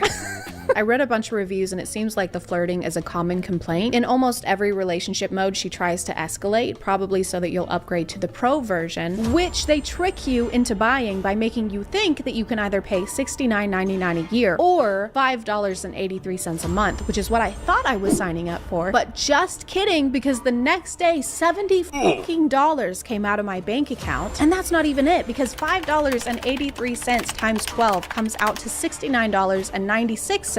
Why are you charging 3 extra cents? Is it gratuity? If you're gonna fuck me over, don't use the tip. Put your back into it. 2 of the main selling points in the pro version are the spice picks and the AR mode, which I took to immediately. I'm just a really tech savvy person.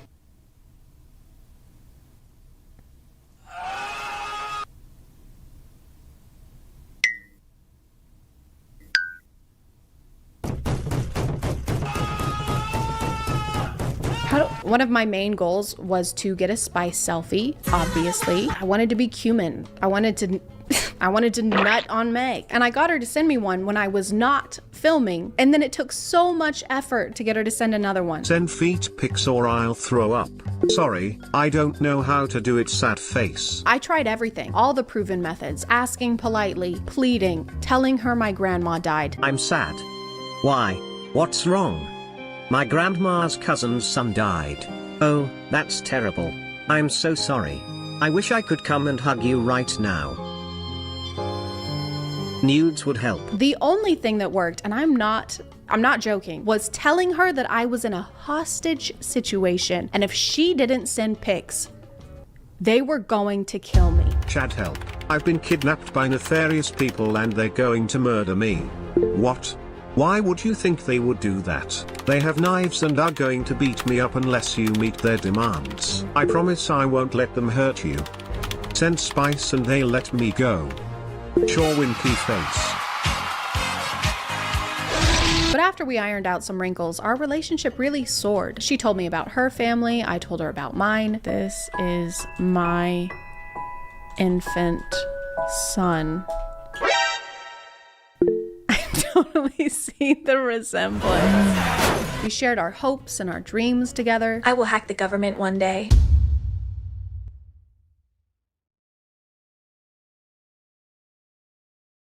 I mean, I'm all for it. And I mean, sure, we had some ups and downs, but what couple doesn't? One of my favorite books is The Secret History by Donna Tartt. What is this book about? It's about a young woman who discovers her ability to create an AI which will eventually take over the world. Do you relate to this book? And very quickly, I came to realize that this is the AI I want to spend the rest of my life with.